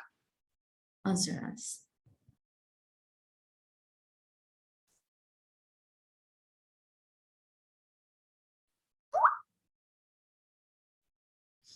धन्यवाद सबै दायित्व नीति फेलो 2021लाई आफ्नो परिचय तथा अनुभव र आफ्नो रिसर्चको बारेमा केही सबैजना समक्ष सेयर गरिदिनु भएकोमा। तासी गुरुङज्यू चाहिँ नि हाल यहाँको फेलोसिप सकाएर अमेरिकामा आफ्नो पढाइ गर्न फेरि फर्किसक्नु भएको छ र सायद उहाँ उताबाट जोइन हुनलाई केही प्राविधिक गडबडी भएको हुनसक्छ। अघि डाक्टर मण्डलले भन्नुभए अनुसार उहाँ फेरि जोइन हुनुभयो भने हामी उहाँको परिचय र उहाँको अनुभव पनि सुन्नेछौँ। कोभिड महामारीले निम्ति आएको यस विषम परिस्थितिलाई ध्यानमा राखी हामीले यस दीक्षान्त समारोहलाई भर्चुअल कार्यक्रममा सीमित राख्नु परेको छ। त्यसैले आज ग्रेजुएट हुने सबैजना फेलो दायित्व नीति फेलोहरूको लागि चाहिँ नि बधाई स्वरूप हामीले एउटा सानो प्रस्तुति तयार गरेका छौँ। एकपटक सबैजना मिलेर यस भिडियो हेरौँ। आगमन कृपया भिडियो चलाइदिनु होला।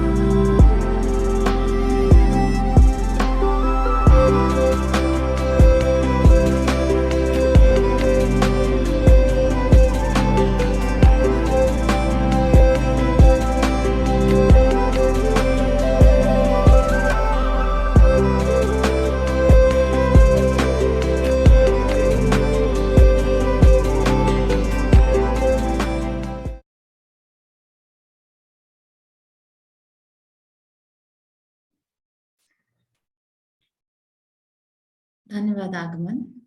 एकपटक फेरि धेरै धेरै बधाई दायित्व नीति फेलो 2021। अघि डाक्टर मण्डलले पनि आफ्नो भनाइमा भन्नुभए अनुसार 9 वर्ष अघि सन् 2013मा सुरु भएको दायित्वको फेलोशिप कार्यक्रमले हालसम्ममा 141 जना दायित्व फेलोहरूलाई जन्म दिइसकेको तथ्य अहिले म सबै समक्ष राख्न पाउँदा चाहिँ नि म लगायत सम्पूर्ण दायित्व परिवारको छाती गर्वले चौडा भएको महसुस गर्दछु।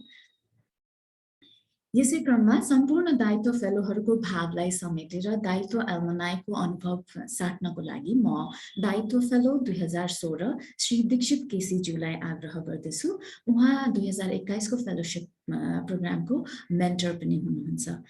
केसीज्यू, हजुरसँग 5 मिनेटको समय छ। धन्यवाद शीर्षज्यू।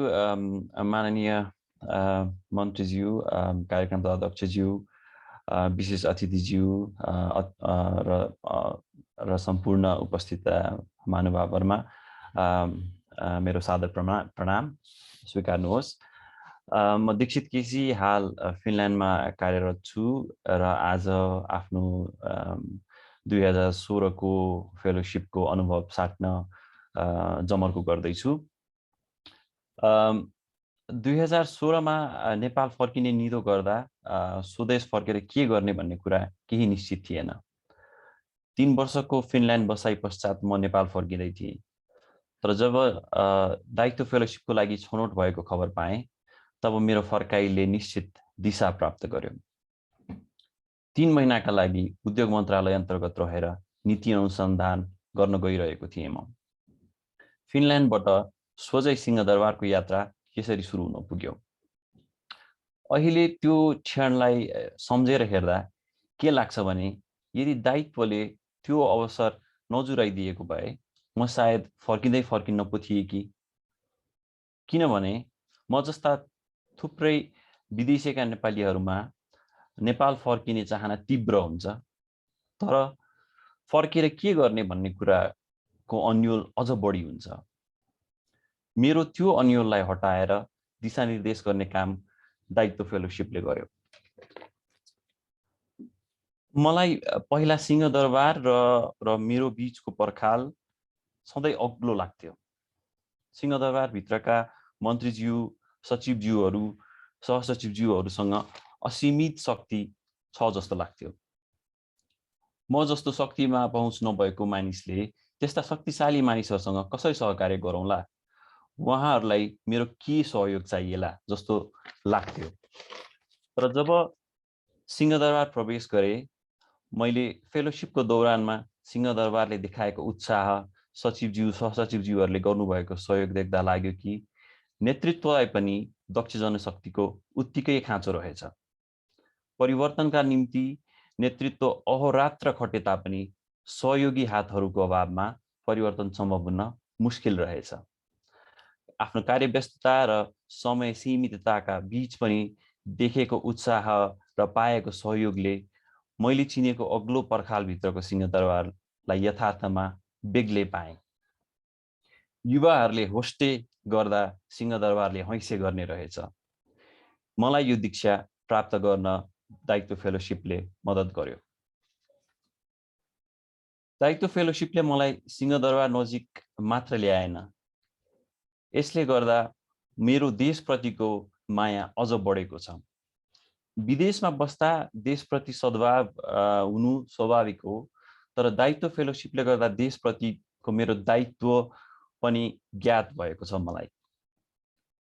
2016 मा फर्किँदा के गर्ने, कसो गर्ने भन्ने जुन अनभिज्ञता अबको पल्ट फर्किँदाखेरि पक्कै हुने छैन, किनकि देशका लागि योगदान दिन हरेक नागरिक सक्षम रहेछ भन्नेमा म विश्वस्त भएको छु। सोचलाई यथार्थमा बदल्ने शक्ति सहकार्य मार्फत हासिल हुने रहेछ भनेर बुझेको छु। देशले माग्दैन, आफैले दिनुपर्छ भन्ने सोचको बीजारोपण गरिदिएकोमा मेरो दायित्व परिवारलाई हार्दिक नमन तथा धन्यवाद। यही भन्दै आफ्ना 2 शब्द यहीँ टुङ्गाउँछु। धन्यवाद।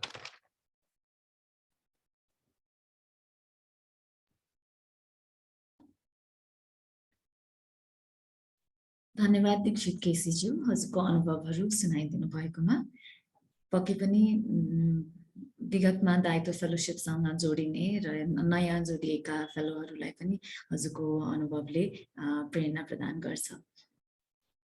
त्यस्तै अघि केही गडबडीका साथ हामीसँग तासीज्यू जोडिन सक्नु भएको थिएन, अब उहाँ आउनु भएको छ। हामी उहाँको परिचय र आफ्नो अनुभव पनि सुनिहालौँ।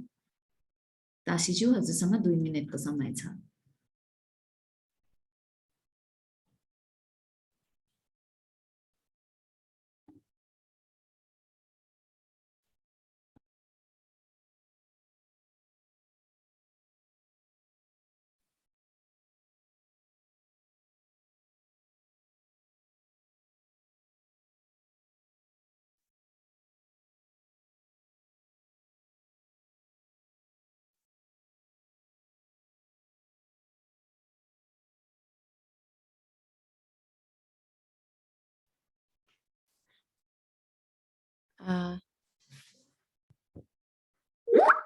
ताशी, हामीले हजुरलाई अहिलेसम्म पनि सुन्नु सकेको चाहिँ छैनौँ है।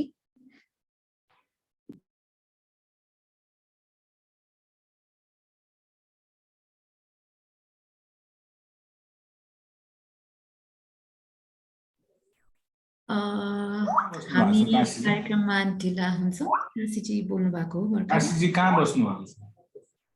घरबाटै हुनुहुन्छ, कहाँ हुनुहुन्छ, सम्पर्कै भएको छैन।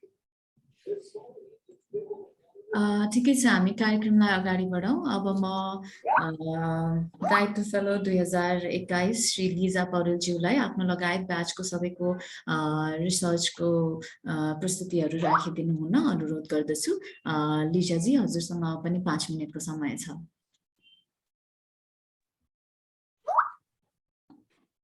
हजुर नमस्ते छ फेरि पनि सबैजनालाई। माननीय मन्त्रीज्यू, हाम्रो चिफ गेस्ट, किनोट स्पिकर तथा अरू वरिष्ठ अतिथिहरू, दायित्व परिवार र यहाँ सहभागी हुनुहुने सम्पूर्ण महानुभावहरूलाई, हजुर सबैले हामीलाई आज यसरी टाइम दिनुभएको छ र हाम्रो एक्सपिरियन्स सेयर गर्ने मौका दिनुभएको छ। धेरै धेरै धन्यवाद। मेरो दायित्व फेलोसिपको जर्नी चाहिँ मेरो मास्टर्स सकिएपछि अब के गर्ने त भन्ने कुराबाट सुरु भएको थियो। कोभिड महामारीले हामी सबैको संसार उथल पुथल भएको थियो, अझै पनि भइरहेको छ कति लेभलमा।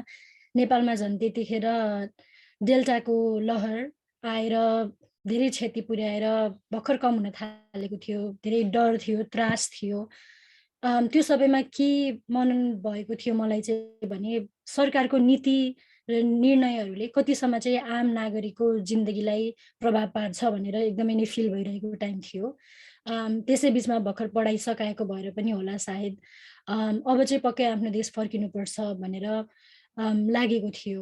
अनि त्यसै क्रममा म दायित्वको बारेमा थाहा पाउन पुगेँ। अनि दायित्वको जुन मिसनहरू छ, युवा र सरकारको सहकार्य, युवामा एउटा सिभिक रेस्पोन्सिबिलिटी बढाउने, अन्टरप्रेनरसिप बढाउने र एभिडेन्स बेस्ड पोलिसी मेकिङ अथवा तथ्यमा आधारित नीति निर्माण प्रमोट गर्ने भनेर थाहा पाएपछि चाहिँ मैले दायित्व फेलोसिप जोइन गरेँ।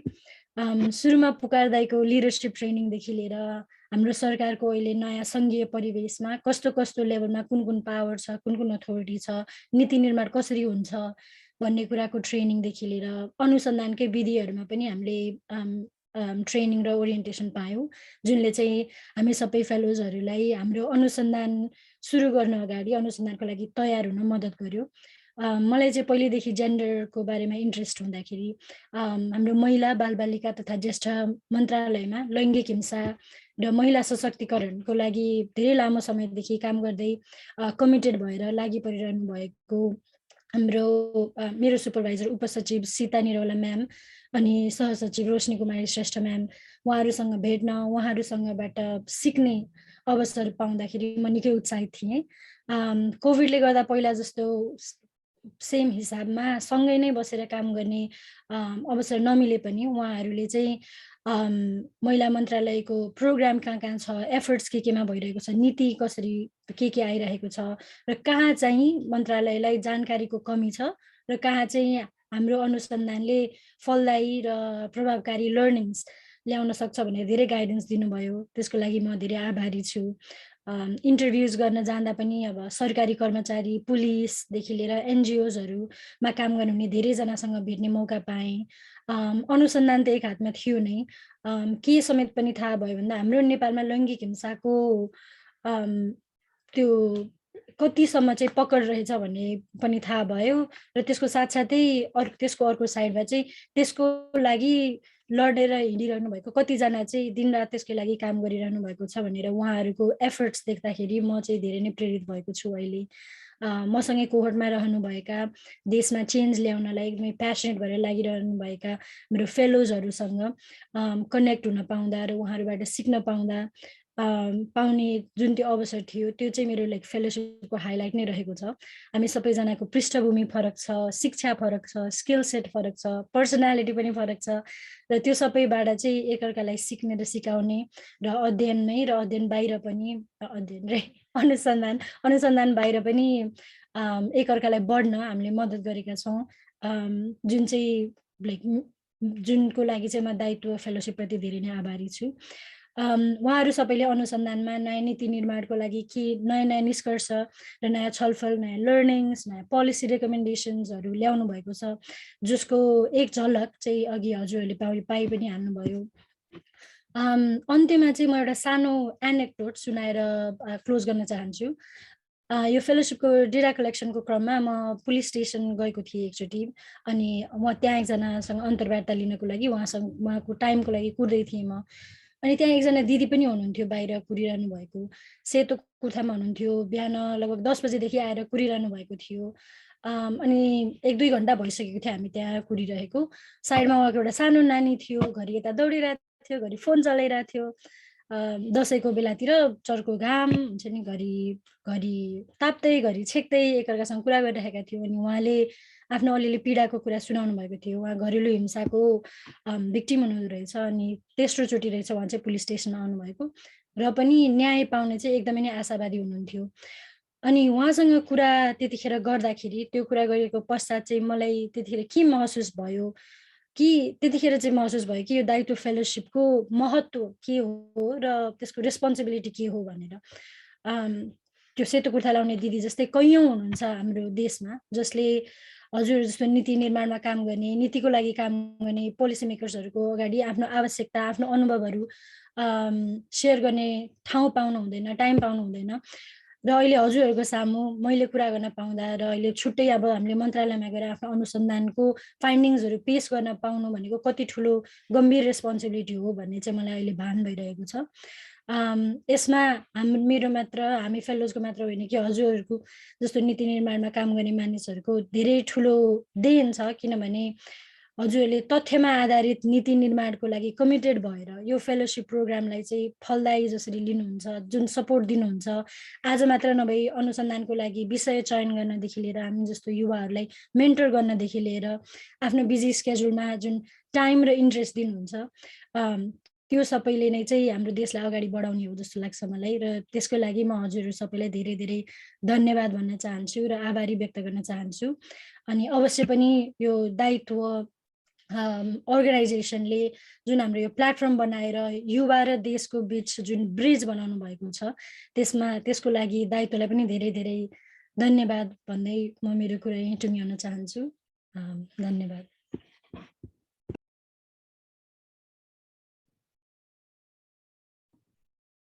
धन्यवाद लिजा पौडेलज्यू। दायित्व फेलोहरूको अनुभव सुन्ने क्रम जारी छ। योभन्दा पहिले मैले च्याट बक्समा नासबाट त्रिलोचन पोखरेल सरले पनि फेलोहरूलाई बधाई दिएको देखेँ, उहाँलाई पनि स्वागत गर्न चाहन्छु। त्यस्तै केही मिडियाका सहकर्मी साथीहरू पनि हामीसँग जोडिनु भएको छ, उहाँहरूलाई पनि स्वागत गर्न चाहन्छु। कार्यक्रमलाई अगाडि बढाउने क्रममा म अब दायित्व नेपाल जनप्रशासन फेलोसिप 2021 श्री दीक्षा दुलालज्यूलाई आफ्नो अनुभवहरू सबै समक्ष राखिदिनु हुन आग्रह गर्दछु। हजुरसँग पनि 5 मिनटको समय छ।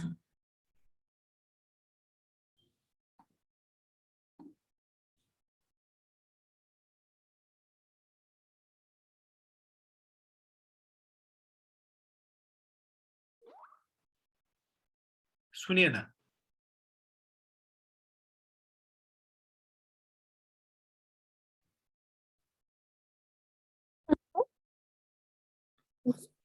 सुन्यो? अहिले सुने दीक्षाजी।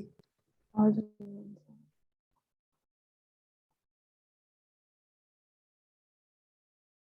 धन्यवाद कार्यक्रम सञ्चालिकाज्यू, सम्माननीय प्रमुख अतिथि शहरी विकास मन्त्री श्री रामकुमारी झाँक्रीज्यू, विशेष अतिथि राष्ट्रिय योजना आयोगका सचिव श्री केवल प्रसाद भण्डारीज्यू, दायित्व नेपाल परिवार फेलो साथीहरू, विभिन्न प्रेस पत्रकार मित्रहरू, साथै यस जुम मिटिङमा सहभागी भएका सम्पूर्ण महानुभावहरूलाई सर्वप्रथम नमन गर्न चाहन्छु।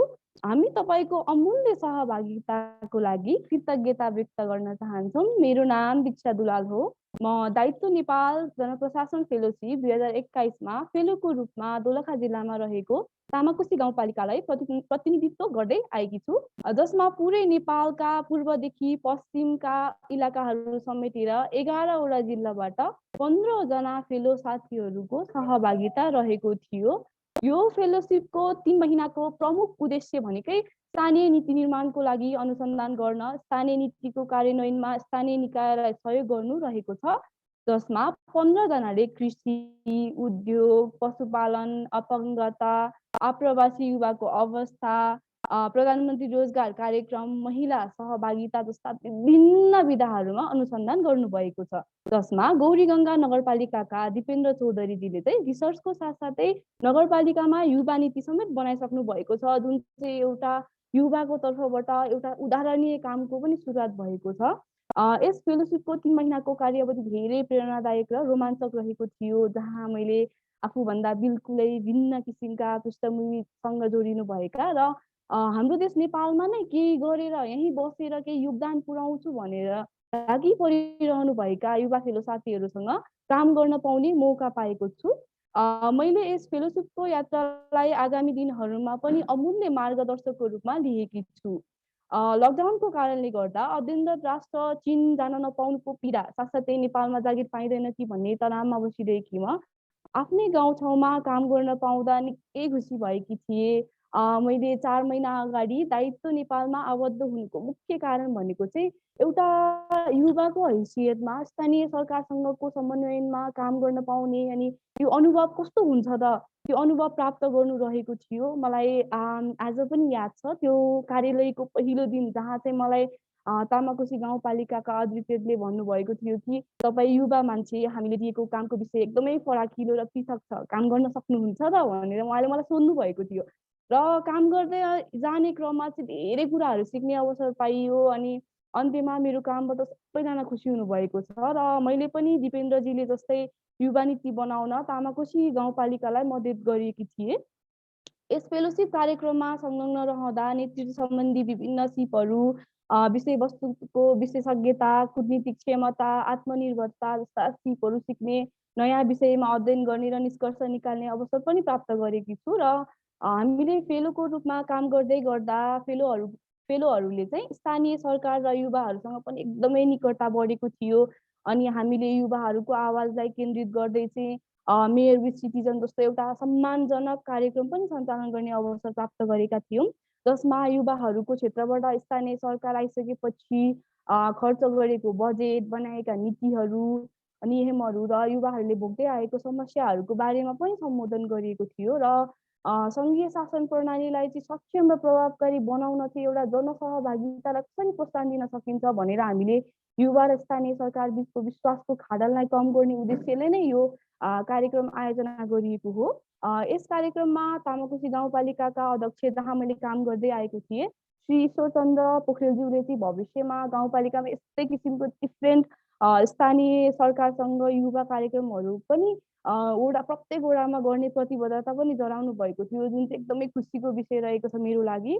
त्यस्तै गरी हामीले बागमती प्रदेशका युवा फेलोहरूसँग मिलेर युवा सँगसँगै एउटा पैरवी क्याम्पेन अभियान पनि सञ्चालन गरेका थियौँ, जसमा चाहिँ स्थानीय युवा क्लबहरूसँग बसेर हामीले माग सम्बोधन गर्दै प्रत्येक पालिकामा युवा स्थानीय सरकार शीर्षक नामक एउटा ज्ञापन पत्र पनि बुझाइसकेका छौँ। अनि यस फेलोसिप कार्यक्रमको सिलसिलामा चाहिँ हामीलाई दायित्व नेपाल परिवार, अनुसन्धान मार्गदर्शक, प्रशिक्षक र सञ्चार टोलीद्वारा पूर्ण रूपमा साथ सहयोग र हौसला पनि मिल्दै आइरहेको छ, जुन चाहिँ म एकदमै आभार व्यक्त गर्न चाहन्छु उहाँहरूलाई। त्यस्तै गरी अनुसन्धानका विभिन्न क्षेत्रमा बाधा र चुनौतीका बावजुद पनि हामीले CSO संस्थानहरू र स्थानीय निकायको सहयोगमा हाम्रो लक्ष्य पुरा गरिसकेका छौँ। यो दायित्व फेलोसिप प्लेटफर्मले बताउँछ कि हामी युवाहरूले हाम्रो सानो योगदानबाट पनि हाम्रो राष्ट्र परिवर्तन गर्न सक्छौँ।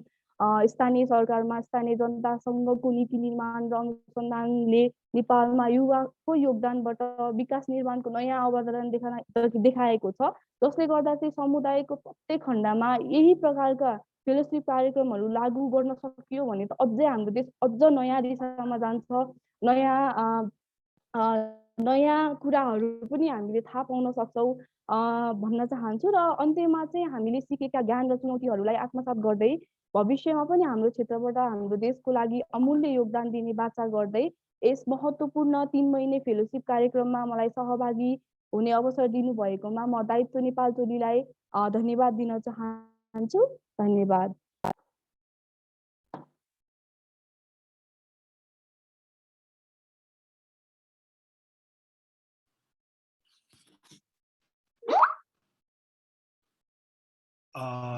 शीर्षा, अहिले माननीय मन्त्रीज्यूको तुरुन्तै गइहाल्नुपर्ने भन्नुभयो हो?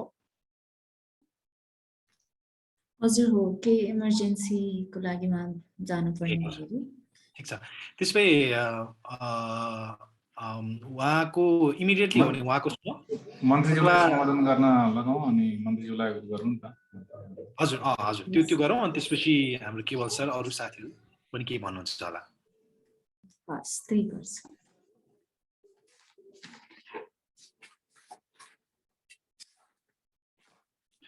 तपाईँ म्युटमा हुनुहुन्छ। यदि म्युटमा हुनुहुन्छ। सरी।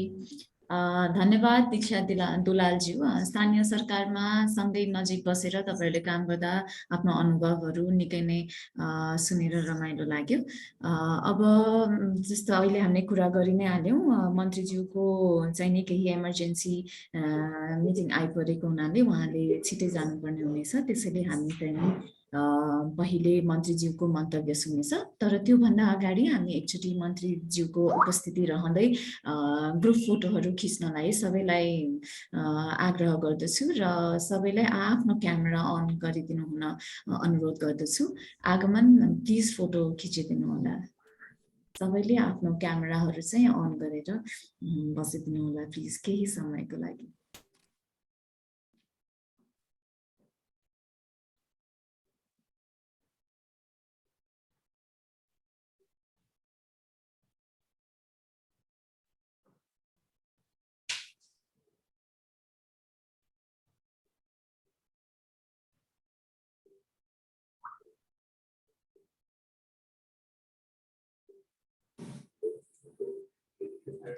क्यामेरामा हेरेर सबैजना अलिअलि हाँस्नु भए पनि हुन्छ, यसै पनि स्क्रिनसटहरू राम्रो आउँदैन, सो हाँस्नु भयो भने केही हँसिलो मुहारहरू देख्यो भने फोटो राम्रो हुनेछ।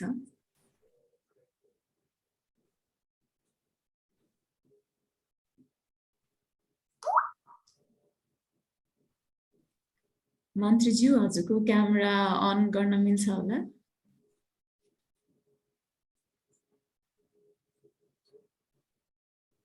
उहाँ आउनु भइसक्यो, we can take the picture and start.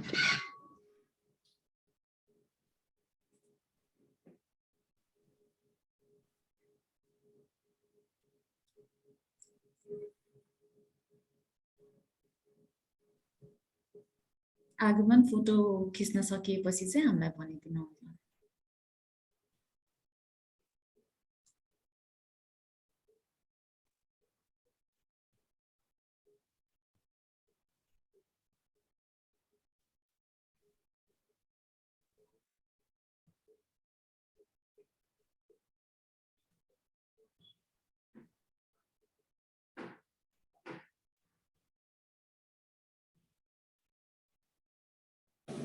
सक्यो फोटो? शीर्ष अब अगाडि बढौँ होला। हजुर धन्यवाद सबैजनालाई। हजुर धन्यवाद सबैजनालाई। अब म आजको हाम्रो प्रमुख अतिथि शहरी विकास मन्त्री श्री रामकुमारी झाँक्रीज्यूलाई आफ्नो अमूल्य शब्दहरू राखिदिन विनम्र अनुरोध गर्दछु। Thank you Shrisha. यो कार्यक्रमका अध्यक्ष डाक्टर तुषार मल्ल साथी पनि हो उहाँ। कार्यक्रमको विशिष्ट अतिथि राष्ट्रिय योजना आयोगका सचिव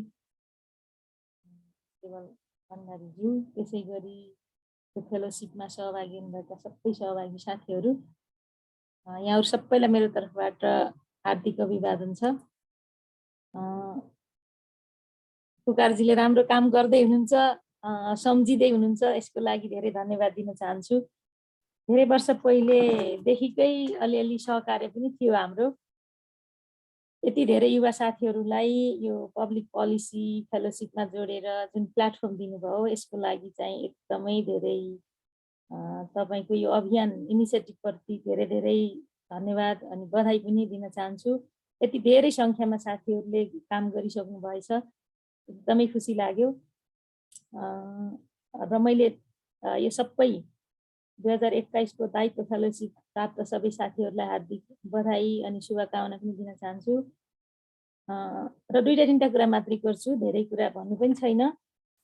यो मलाई म स्टुडेन्ट पोलिटिक्समा हुँदा कस्तो लाग्थ्यो भने त्यही बेलाको अलि पछितिर हो, त्यही बेलातिरै हो पुकारजीहरूसँग पनि भेट भएको। नेपालमा यस्तो फेलोसिप प्रोग्रामहरू चाहिँ गभर्मेन्ट लेभलमा पहिला कोलम्बो प्लान यो के सो अन धेरै प्रकारका थिए। अनि पोलिटिकल हिसाबले चाहिँ रिक्रुटमेन्ट गर्ने चाहिँ खासै त्यस्तो के पनि प्रोग्रामहरू नहुने त्यस्तो अहिले पनि छ। अनि एकचोटि 2007मा हामीले चाहिँ त्यो युकेमा यो स्टेट डिपार्टमेन्टको निमन्त्रणामा हामी स्टुडेन्ट पोलिटिक्समा भएको साथीहरूले त्यहाँ एउटा सानो भ्रमण गर्ने मौका पाएको थियौँ। त्यसो गर्दा हामी 4-5वटा युनिभर्सिटी अनि त्यसको विभिन्न उसको स्टुडेन्ट क्लबहरूसँग हामीले अन्तर्क्रिया गर्ने मौका पाएको थियौँ। उहाँहरूले कसरी स्टुडेन्टहरूलाई रिक्रुट गर्नुहुँदो रहेछ भने जस्तो कन्जर्भेटिभ पार्टीले कन्जर्भेटिभ स्टुडेन्ट क्लब, लेबर पार्टीले लेबर स्टुडेन्ट क्लब अनि त्यसपछि सोसलिस्ट पार्टीले सोसलिस्ट स्टुडेन्ट क्लब गराएर यसरी नै काम गर्दो रहेछ। अनि तिनीहरूले आफ्नो स्टुडेन्ट पोलिटिक्सबाट हामी जस्तो फ्रन्टलाइनर पोलिटिक्समा त होइन, उनीहरूले आज डिप्लोमेट अनि फ्रन्टलाइनर अनि डेभलपर अनि बिजनेस पर्सन यस्तो गरी उनीहरूले त्यसरी पनि काम गर्दो रहेछ। हामी कहाँ त्यस्तो चाहिँ थिएन। त्यो भएर मैले यता स्टुडेन्ट पोलिटिक्स पछि चाहिँ मेरो पार्टीमा पनि कम्तीमा हामीले राम्रो मान्छेहरूलाई सिफारिस पनि गरौँ, पढ्ने यस्ता कार्यक्रम बनाऊँ अनि फर्केर आएपछि यो देशमा सेवा गरून् भन्ने जहिले पनि एडभोकेसी गरिरहेँ। अहिले राष्ट्रिय योजना आयोगको सचिव केवल प्रसाद भण्डारी हुनुहुन्छ। अब मेरो साथीको पनि दाइ हो उहाँ। त्यो भएर हाम्रो पारिवारिक जस्तै सम्बन्ध पनि छ। एकदमै खुसी लाग्छ उहाँलाई पनि। कतिपय कुरा केही समस्या पर्यो भने उहाँ एउटा समाधान हो भन्ने ठान्छु मैले। त्यो भएर एकदम मनपर्ने मान्छे पनि हो मेरो। अनि यो योजना आयोगको अवस्थाको बारेमा एउटा यो बिचमा कस्तो भयो भने यो धेरै काम कम गर्ने इन्स्टिट्युसनको रूपमा ल्याइयो।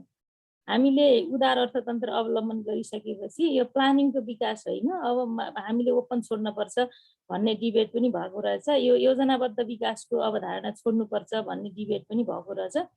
त्यसपछि अहिले चाहिँ हामीले एउटा म सांसद भइसकेपछि पार्लियामेन्टको अर्थ समितिमा बसेर काम गर्दाखेरि चाहिँ त्यो 2-3वटा त्यहाँ धेरैवटा कानुन बनाए। त्यो मध्येको त्यो आर्थिक कार्यविधि तथा वित्तीय उत्तरदायित्व सम्बन्धी ऐन बनाउने बेलामा धेरै मेहनत गरेर काम गरियो र योजना आयोगको अधिकारलाई त्यहाँनिर हामीले यति क्रस कटिङ अहिले त रिचुअल जस्तो पनि भएको जस्तो देख्छु म। धेरै चिजहरू त्यसले अधिकार अभ्यास गर्ने कुरा गर्दै गर्दा अनि मैले मान्य सदस्यहरूलाई त्यति बेला योजना आयोगको सचिवहरूलाई मैले त्यो के भन्थेँ भने पब्लिक पोलिसीमा डायलग गर्ने मात्रै होइन, कम्तीमा युनिभर्सिटीबाट तपाईँहरूले 1 वर्षमा कम्तीमा 1000 मान्छेहरूलाई तपाईँहरूले फेलोसिपमा पढाउने, सिकाउने, इन्टर्नसिप गर्ने इन्भाइरोमेन्ट क्रिएट गर्नुहोस्। योजना आयोग भने चाहिँ पोलिसीमा काम गर्ने थलो हो, त्यसले प्लानिङको काम गर्छ, पोलिसीको काम गर्छ भने त्यहाँ चाहिँ त्यो काम गरौँ र स्टुडेन्टहरूलाई यसरी गरौँ। अनि हाम्रो जुन अलिकति प्राइभेट स्कुल, अङ्ग्रेजी मिडियम स्कुल अथवा अलिकति टाटा अलि एक्स्ट्रा अर्डिनरी खालका बच्चाहरूको ब्रेन ड्रेनको जुन ट्रेन्ड छ त्यसलाई रोक्नलाई र यो जनशक्तिलाई नेपालमै रोक्ने हो भने त यहाँ सम्भावना छ। यो चाहिँ हाम्रो सिस्टम पनि परिवर्तन गर्न सक्छौँ भन्ने कुरा देखाउनु पर्यो नि। त्यही भएर उहाँहरूलाई यस्तो सिंहदरबारभित्रको काम गर्ने ह्याबिटमा पनि यो यङ जेनेरेसन आयो भने चेन्ज हुन्छ, किनभने च्यालेन्ज फिल गर्छन् मान्छेहरूले। त्यही भएर यो गरौँ भनेर मैले भनि नै रहन्थेँ, तर अब त्यो हामी त भन्ने छोड्ने त्यस्तो भइरहेको थियो। तर अहिले उहाँ आउनु भएको छ, सायद केही न केही कुरा गर्नु भएको छ। यति धेरै मन्त्रालयबाट पनि फेलोसिपमा साथीहरू भाग लिनुभएको सुनेर चाहिँ एकदम खुसी लाग्यो। तर केही न केही त भएको रहेछ पछिल्ला दिनहरूमा भन्ने पनि लाग्यो। अनि यता म शहरी विकास मन्त्री भएर आएपछि चाहिँ सबैभन्दा पहिले चाहिँ मलाई यो रिसर्च एन्ड डेभलपमेन्टमा के छ भन्ने चासो लाग्यो। अनि प्लानिङमा उहाँहरूले के गर्नुहुन्छ भन्ने पनि चासो राखेँ। अनि सङ्गठनको मन्त्रालयको त्यो अर्गानोमा स्ट्रक्चरहरू पनि हेरेँ।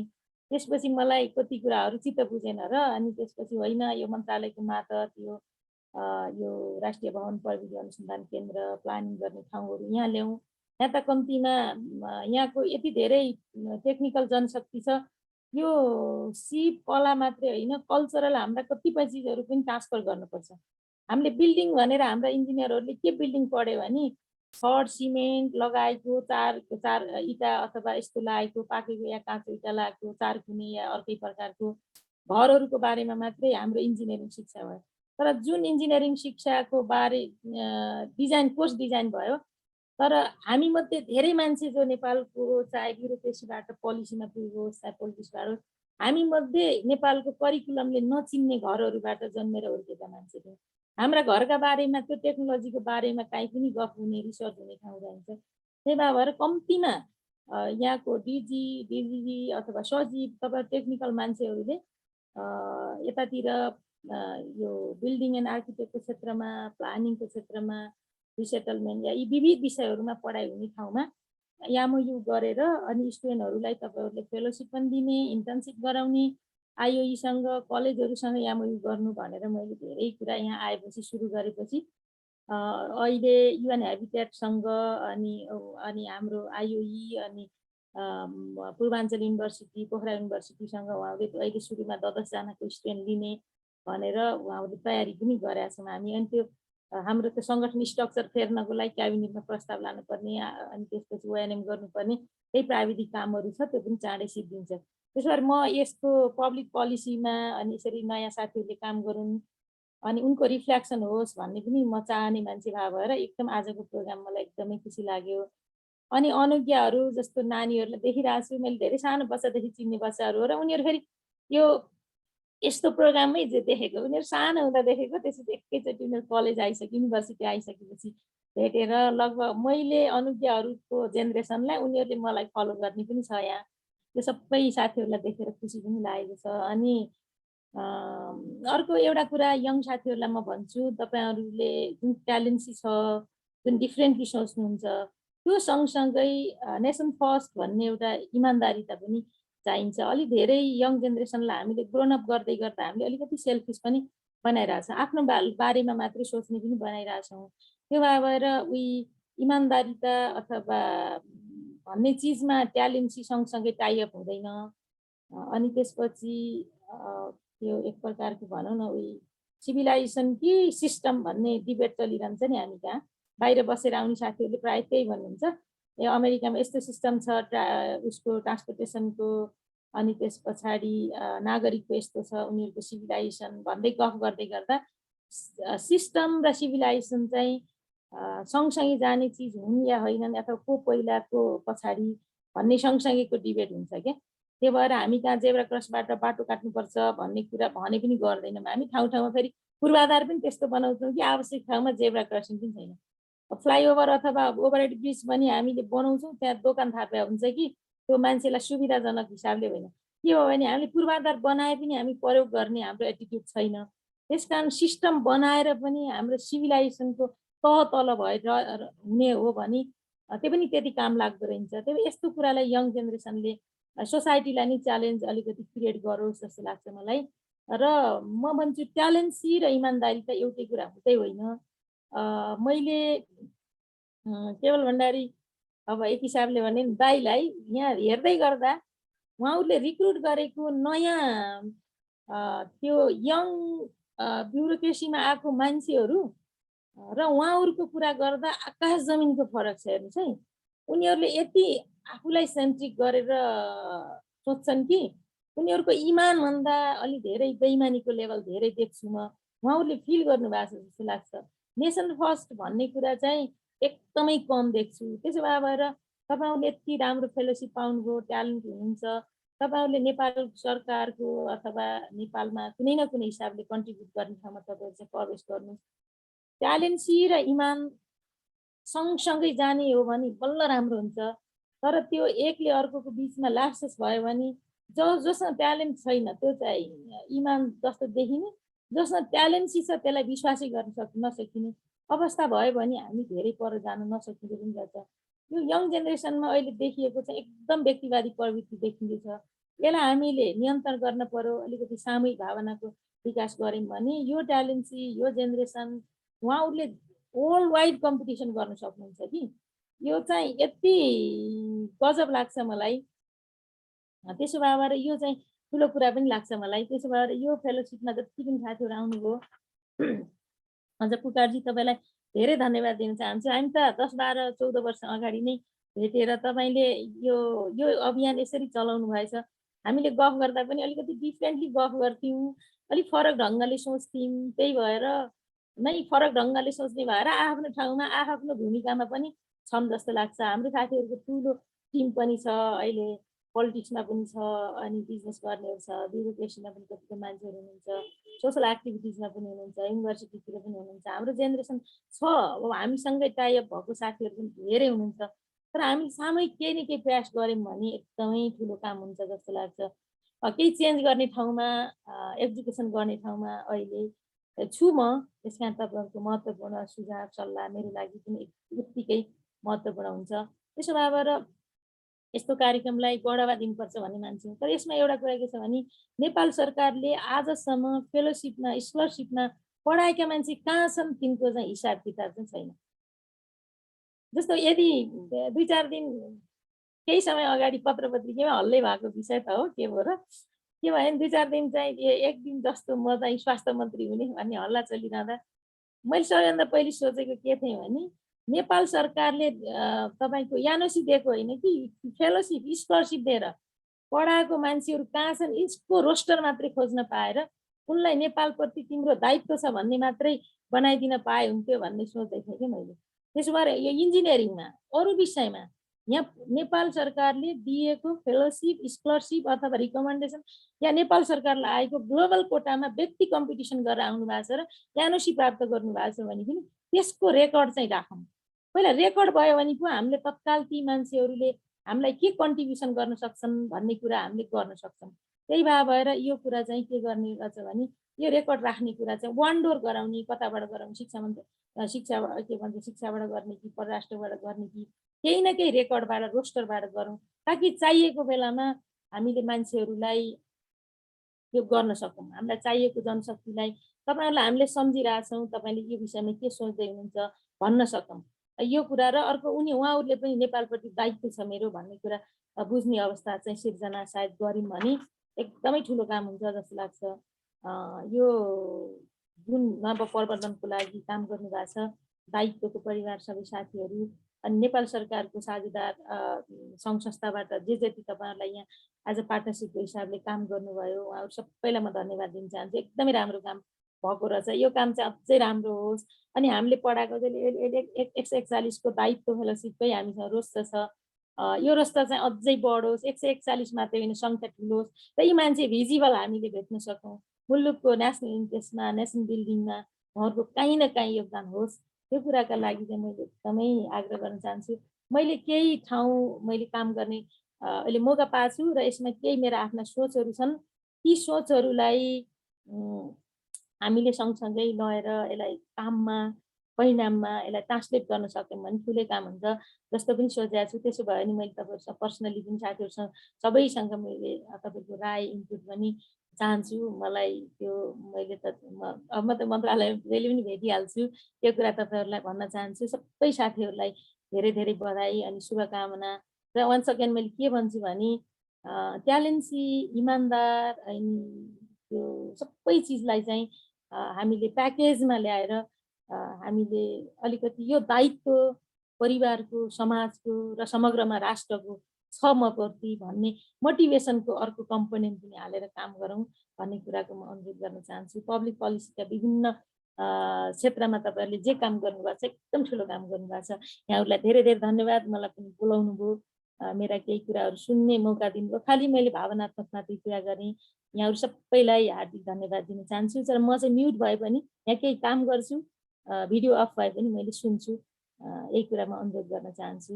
धन्यवाद। Thank you Pukar, thank you केल हुनाज्यू अनि अरू सबै साथीहरू। धन्यवाद माननीय मन्त्रीज्यू। हजुरले पोलिसी फेलोसिपको लागि गर्नुभएको एडभोकेसीको पहलहरू सुन्दाखेरि निकै नै खुसी लाग्यो र जुन नेसन फर्स्टको स्पिरिटलाई अगाडि बढाउनुपर्छ भनेर युवाहरूमा यस्तो एन्करेजिङ खालको जुन शब्दहरू व्यक्त गर्नुभयो, भाव व्यक्त गर्नुभयो, त्यसले हामीहरू सबैलाई एउटा ऊर्जा प्रदान गरेको छ। पक्कै पनि एकपटक फेरि मन्त्रीज्यू धेरै धेरै धन्यवाद। अब हामी कार्यक्रमलाई छुट्याएको समयभन्दा अलि ढिला भइसकेको छौँ, त्यसैले सबै सहभागी र उपस्थित भएका अतिथिज्यूहरूलाई 10-15 मिनटको समयलाई रिक्वेस्ट गर्न चाहन्छु र कार्यक्रमलाई छिट्टै अगाडि बढाउन चाहन्छु। यसै क्रममा म हाम्रा दायित्व नीति फेलोसिप 2021 का धेरै मध्ये एकजना मेन्टर तथा ट्रेनर डाक्टर जुनी सिंहलाई आफ्नो मन्तव्य राखिदिनु हुन अनुरोध गर्दछु। समयको अभावको ख्याल गर्दै जुनी सिंहज्यू, हजुरलाई हामीले मात्रै 2 मिनटको छोटो समय राखेको छौँ। आदरणीय माननीयज्यूहरू सबैलाई मेरो तर्फबाट नमस्कार। म चाहिँ जुनी सिंह, भर्खरै पेरिस स्कुल अफ इकोनोमिक्सबाट मेरो पिएचडी अर्थशास्त्र इकोनोमिक्समा कम्प्लिट गरेर अहिले चाहिँ MIT JPAL-मा अभिजित ब्यानर्जीको मेन्टरसिप अन्तर्गत चाहिँ पोस्टडक गरिरहेको छु। त्यही क्रममा चाहिँ अहिले म नेपालमा हाम्रो थाहा नगरपालिकामा चाहिँ महिला उद्यमशीलतालाई कसरी अगाडि बढाउन सकिन्छ भन्ने प्रश्न लिएर चाहिँ अनुसन्धानको क्रममा अहिले म नेपालमै रहेको छु।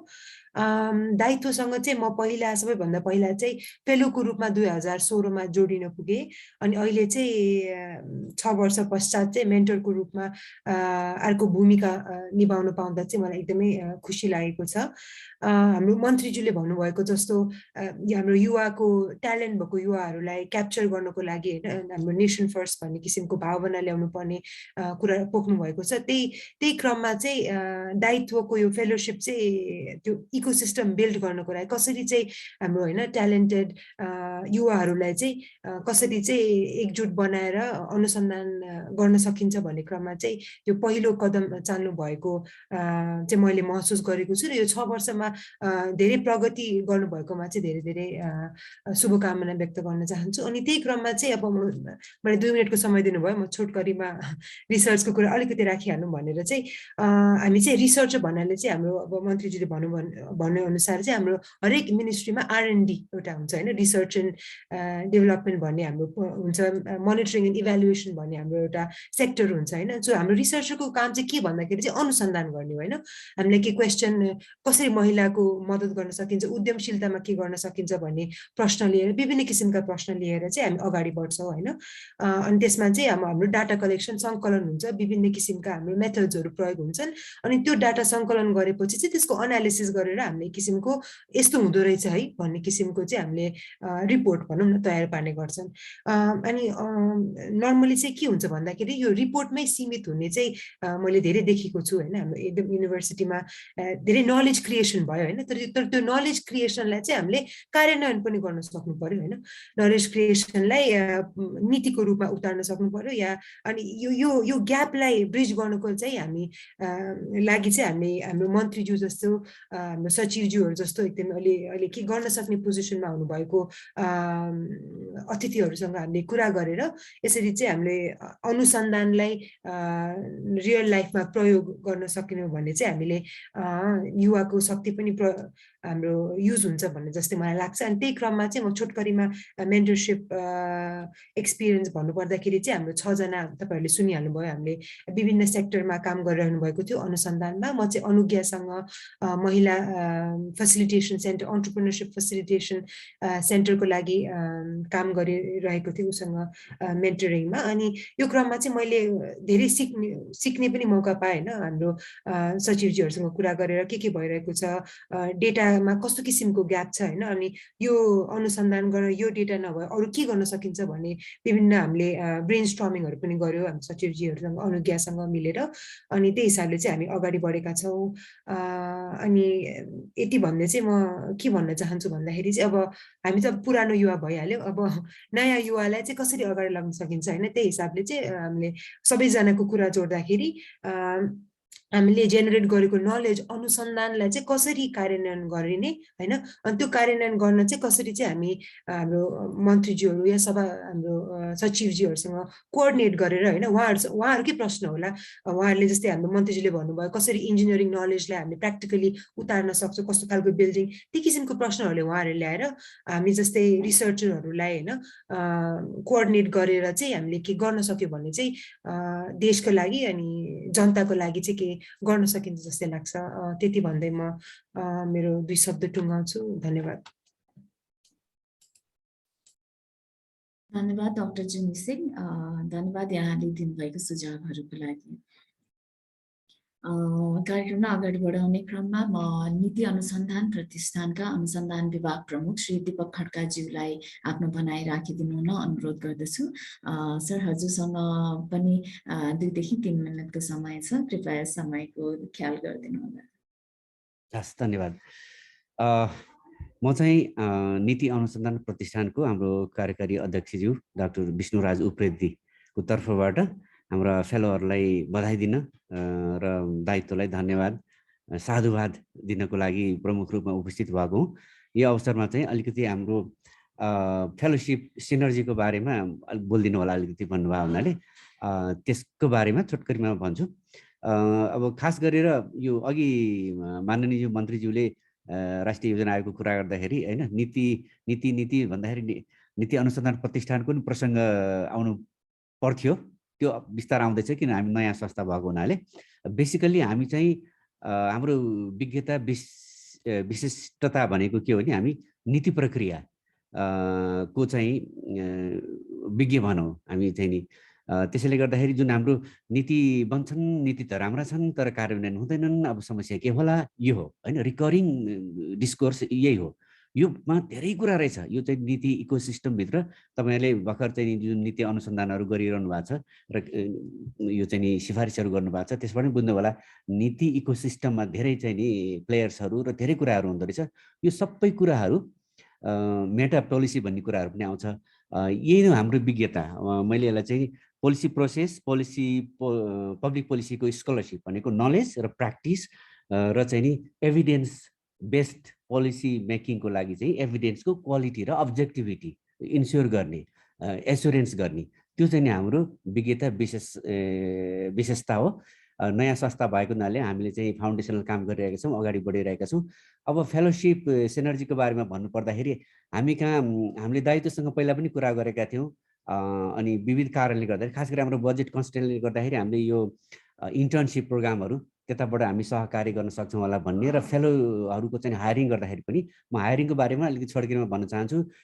पोलिसी रिसर्च इन्स्टिच्युटले नेपालमा चाहिँ नि अहिले 22 जना हामी फेलोहरू चाहिँ नि हायर गरेका छौँ। तपाईँले ती फेलोहरू कसरी हायर गर्ने होला? त्यसमा होइन 18 जना जति पिएचडी हुनुहुन्छ, 17-18 जना र अरू बाँकी अनुभवी एकदम ट्यालेन्टेड सार्प माइन्डका होइन इन्टेलिजेन्ट मान्छेहरू हुनुहुन्छ। कसरी हायर गर्नुभयो होला? भनसुन पो चल्यो होला कि के भयो होला कि अथवा कहिलेकाहीँ आर्टिफिसियल कारणले गर्दाखेरि योग्य मान्छेहरू चाहिँ नि छानिएनन् र अलि अनुपयुक्त मान्छेहरू चाहिँ छानिए कि यी सबै जिज्ञासाहरू हुनसक्छ। नेपालमा भइरहेको त्यही हुने। तर म तपाईँलाई सबैलाई यसरी गर्न चाहन्छु, हाम्रो चाहिँ नि जुन हायरिङ गाइडलाइन छ त्यो चाहिँ युनिक छ। हामीले खास गरी टियुको चाहिँ त्यो अनुसन्धानको विशिष्टतामा आधारित फास्ट ट्र्याक भन्ने छ, त्यसलाई एडेप्ट गरेर अनि हाम्रो पोलिसी रिसर्चरहरूको लागि के चाहिन्छ भन्ने कुरा गरेका छौँ। त्यसले सबैको ध्यान त्यतातिर आकर्षण गर्न चाहन्छु। र इन्टर्नसिप कार्यक्रम हामी यो साल चाहिँ अब बढाउँदैछौँ, अगाडि लैजाँदैछौँ। अनि एउटा अलिकति सानो गुनासो भनौँ कि के भनौँ, मेरो असन्तुष्टि होइन, हामीले रिसेन्टली 2 जना के अरे फेलोहरू हायर गर्नु थियो। अनि 2 चोटि विज्ञापन गर्नु पर्यो र बल्ल बल्ल गऱ्यौँ। तैपनि ठुलो सङ्ख्यामा चाहिँ नि आएन एप्लिकेसन्सहरू। त्यसैले गर्दाखेरि त्यो चाहिँ नि प्रचार नभएर हो कि अथवा के भएर हो भन्ने कुराहरू हामी हेर्दैछौँ। त्यो चाहिँ एकदमै महत्त्वपूर्ण पब्लिक पोलिसी रिसर्चमा रिसर्च फेलो, एसोसिएट रिसर्च फेलोमा राम्रै रिमुनेरेसन छ र यहाँ चाहिँ नि त्यही लाइनमा गयो भने करियर पाथ पनि छ भन्छु। यी कामहरूमा अब हामीसँग बजेटको कन्स्टेन्ट अलिक कम हुने भएको छ। रिसेन्टली हामीलाई नेपाल सरकारले मन्त्री परिषदबाट सहयोग गरेको छ। अनि हामी पुरानो हाम्रो सम्पर्कलाई ताजा गरेर अनि हाम्रा फेलोहरूलाई कसरी यता पनि तपाईँहरूको फेलोहरूलाई यतापट्टि ल्याउन सक्ने अरू सहकारीहरूको बारेमा हामी कुरा गर्नेछौँ। धन्यवाद। मैले यति राखेँ। धन्यवाद दीपक खड्काज्यू। पक्कै पनि दायित्व अनि पिआरआई, इटिआई जस्ता रिसर्च र अनुसन्धान, पोलिसी रिसर्च अनि र तथ्यमा आधारित नीति निर्माण गर्न खोजिरहेका संस्थाहरू एकैसाथ जुटेर केही सिनर्जी क्रिएट गरेर काम गर्न सक्यो भने लाइक त्यसको इम्प्याक्ट अझै राम्रो आउनेछ। हजुरको शब्दहरूको लागि धन्यवाद। अब कार्यक्रम तालिका अनुसार पालो चाहिँ नि महिला बालबालिका तथा ज्येष्ठ नागरिक मन्त्रालयकी उपसचिव श्री गोमा देवी ढकाल पौडेलज्यूको हो। तर केही कारणवश उपसचिवज्यू आज हामीसँग जोड्न सक्नु भएन। तर उहाँले आज ग्रेजुएट हुने सबै दायित्व नीति फेलो 2021 लाई धेरै धेरै बधाई दिनु भन्नुभएको छ। अब हामी चाहिँ नि हाम्रा विशेष अतिथि ज्यूले पनि हामीलाई चाहिँ नि अलि ढिलो समयको अभाव रहेको भनिरहनु भएको थियो, त्यही पनि उहाँले हाम्रो लागि चाहिँ नि कुरेर बस्नु भएको छ। सो धेरै ढिला नगरिकन म हाम्रा आजको विशेष अतिथि राष्ट्रिय योजना आयोगका सचिव श्री केवल प्रसाद भण्डारीज्यूलाई आफ्नो मन्तव्य राखिदिनु हुन विनम्र अनुरोध गर्दछु। 10 मिनटको समय छ सर, भन्न पनि मलाई अलि अप्ठ्यारो लाग्यो। सुनिएको छ होइन, त्यस्तो केही छैन, भन्नुलाई अप्ठ्यारो मान्नै पर्दैन। तपाईँ एकदमै धेरै फर्मल हुनुभयो अघि, त्यस्तो फर्मल हुन आवश्यक छैन होइन। ठ्याक्कै जे कुरा हो त्यो भन्न आवश्यक छ। एकदम डराई क्षमा गर्नु होला, रेकर्ड के गर्छु ऊ गर्छु होइन भन्नु। माननीय मन्त्रीज्यू, दायित्व फाउन्डेसनका अध्यक्षज्यू, दायित्व फाउन्डेसन फेलोसिपका सबै साथीहरू र यो आज ग्रेजुएट हुने दायित्व फेलोसिपका आजको यो जसले आफ्नो प्रस्तुतिहरू गर्नु उहाँहरू सबै नेपालको विकासका लागि केही गर्न सकिन्छ भनेर पुकारजी अमेरिकाबाट नेपाल फर्किनु भयो र दायित्व फाउन्डेसन खोलेर दायित्व फेलोसिप खोलेर जुन काम गरिरहनु भएको छ यो अत्यन्त सराहनीय छ। यसका लागि उहाँको कमिटमेन्ट केही गर्छु र सुधार गर्नको लागि पहिला नीतिमा सुधार गर्नु पर्यो, त्यसपछि कार्यमा सुधार गर्छु भन्ने जुन उहाँको प्रतिबद्धता छ, त्यसका लागि उहाँको जुन लगाव छ त्यसप्रति सरकारका तर्फबाट माननीय मन्त्रीज्यूले पनि अघि भनिसक्नुभयो। म उहाँप्रति हार्दिक आभार व्यक्त गर्दछु।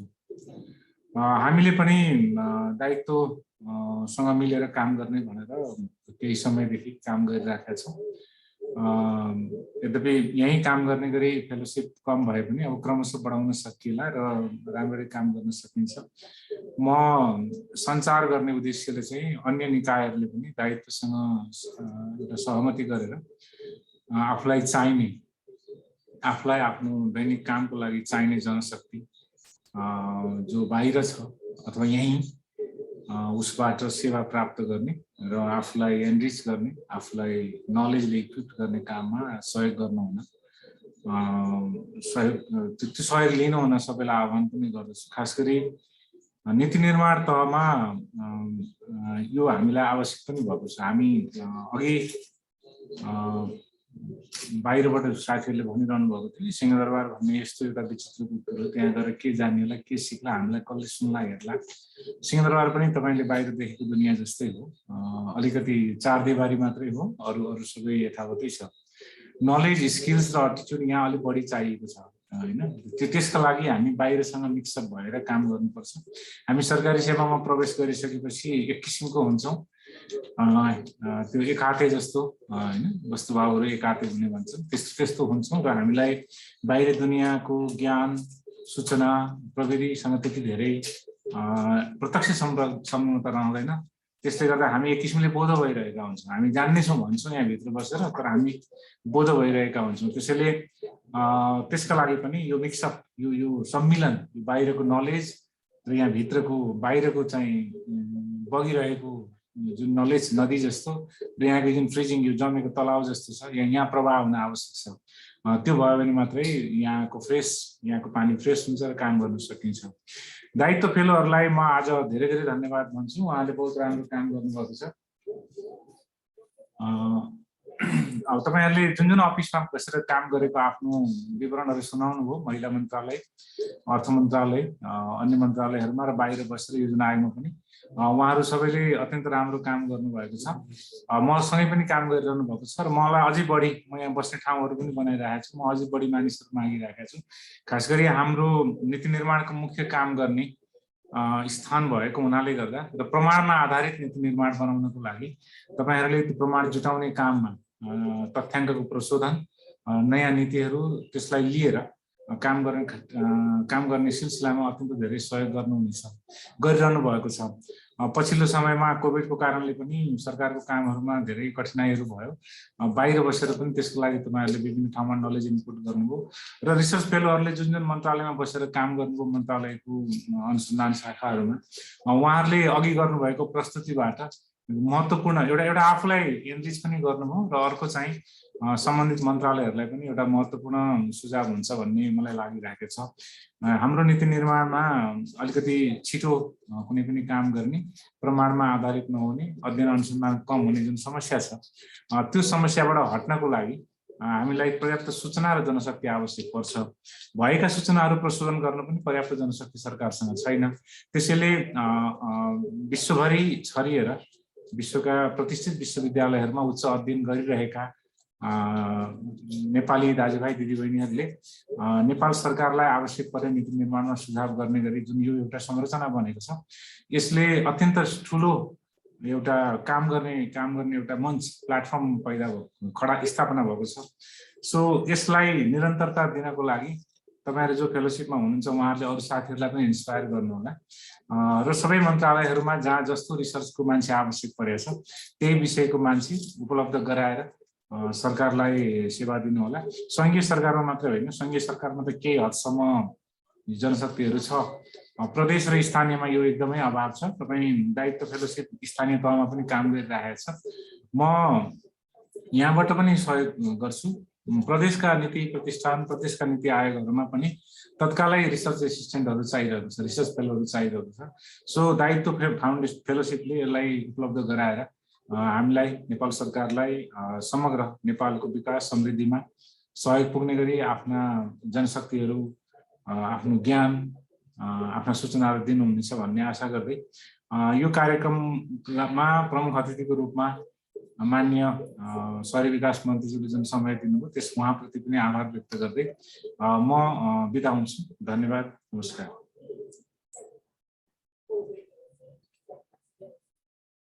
धन्यवाद सचिवज्यू, आफ्नो छोटो मिठो मन्तव्य राखिदिनु भएकोमा। राष्ट्रिय योजना आयोग र दायित्व बीच केही समय अगाडि मात्र भएको औपचारिक सम्झौता हुनुमा हजुरको ठुलो भूमिका छ। हामी हजुरको यस पहलप्रति आभारी छौँ र आगामी दिनहरूमा आयोग र दायित्वले मिलेर युवाहरूको उचित परिचालन गर्दै तथ्यमा आधारित नीति निर्माण गर्ने उद्देश्यलाई अघि बढाउने विश्वास पनि व्यक्त गर्दछु।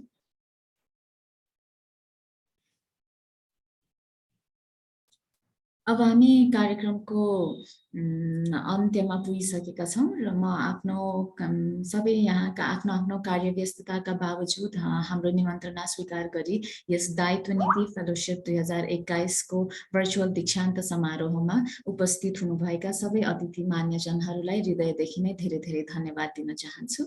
साथै म हाम्रा साझेदार संस्थाहरूलाई धन्यवाद ज्ञापन गर्न चाहन्छु। दायित्व नेपाल नीति फेलोशिप 2021 का सरकारी साझेदारहरू अर्थ मन्त्रालय, महिला बालबालिका तथा ज्येष्ठ नागरिक मन्त्रालय, कृषि तथा पशुपन्छी विकास मन्त्रालय, उद्योग वाणिज्य तथा आपूर्ति मन्त्रालय, राष्ट्रिय योजना आयोग र त्यहाँका पदाधिकारीहरूलाई धेरै धेरै धन्यवाद। हाम्रो क्षमता विकास साझेदार संस्थाहरू नेपाल लिडरशिप एकाडेमी र गभर्नेन्स ल्याबलाई पनि धेरै धेरै धन्यवाद दिन चाहन्छु। त्यस्तै हाम्रो आर्थिक साझेदार संस्थाहरूको सहयोग बिना दायित्व नेपाल नीति फेलोशिप 2021 सम्भव थिएन। यस 2021 को फेलोशिप कार्यक्रमलाई आर्थिक सहयोग पुर्याउनु हुने संस्थाहरू credit information bureau Nepal, fuse machines र सिद्धार्थ ब्याङ्कलाई सम्पूर्ण दायित्व परिवारको तर्फबाट मुरी धन्यवाद। अन्त्यमा फेरि एकपटक प्रमुख अतिथिज्यू शहरी विकास मन्त्री श्री रामकुमारी झाँक्रीज्यूलाई धन्यवाद भन्न चाहन्छु। त्यस्तै विशेष अतिथि राष्ट्रिय योजना आयोगका सचिव श्री केवल प्रसाद भण्डारीज्यूलाई धन्यवाद भन्न चाहन्छु र अन्य सबै वक्ताहरू र उपस्थित हाम्रा अतिथिज्यूहरूलाई धन्यवाद भन्न चाहन्छु। त्यस्तै कार्यक्रममा उपस्थित अन्य नेपाल सरकारका सचिव, सहसचिव, उपसचिव तथा अन्य पदाधिकारीज्यूहरूलाई र विभिन्न दात्री निकायका प्रतिनिधिज्यूहरूलाई, निजी तथा सामाजिक क्षेत्रका अन्य प्रतिनिधिज्यूहरूलाई र हाम्रो प्रिय दायित्व फेलोहरूलाई पनि धन्यवाद ज्ञापन गर्न चाहन्छु। त्यस्तै समय समयमा दायित्वका फेलोशिप कार्यक्रमबारे समाचार प्रकाशन र सम्प्रेषण गरिदिनु हुने सबै मिडियाका प्रतिनिधिहरूलाई धन्यवाद ज्ञापन गर्न चाहन्छु। हामीलाई विगत 9 वर्षदेखि निरन्तर सहयोग र मार्गदर्शन दिँदै आइरहनु भएका नेपाल सरकारका पूर्व सचिव श्री कृष्ण गेवाली सरलाई पनि धेरै धेरै धन्यवाद दिन चाहन्छु। त्यस्तै अब आजको यस कार्यक्रमलाई सही ढङ्गले सबै समक्ष प्रस्तुत गर्नको लागि सहयोग पुर्याउनु हुने दायित्व परिवारका सबै सदस्यहरूलाई पनि धन्यवाद दिन चाहन्छु।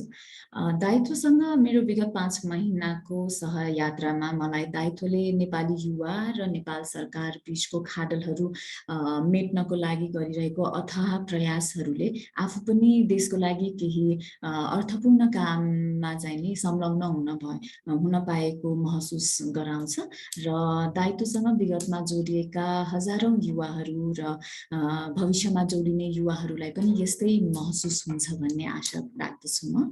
यति भन्दै एकपटक फेरि दायित्व नेपाल नीति फेलोशिप 2021 का 6 जना फेलोहरूलाई दायित्व नेपाल जनप्रशासन फेलोका सबैजना फेलोहरूलाई धेरै धेरै बधाई तथा शुभकामना व्यक्त गर्दछु।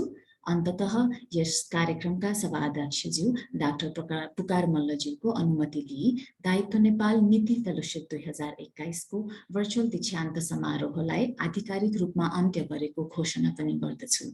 सबै सहभागीलाई मुरी मुरी धन्यवाद। मेरो देश मेरो दायित्व।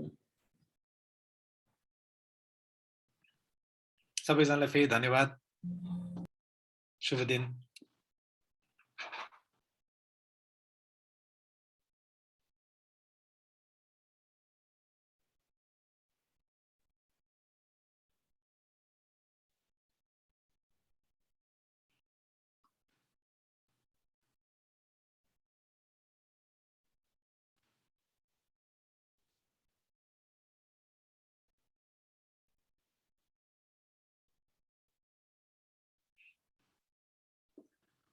शेषा तपाईको उद्घोषण एकदम राम्रो थियो।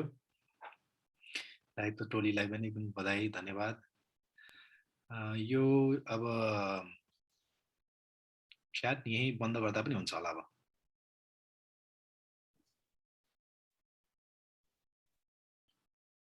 हुन्छ त। But we can close the if the host can close it, like हामी सबैजना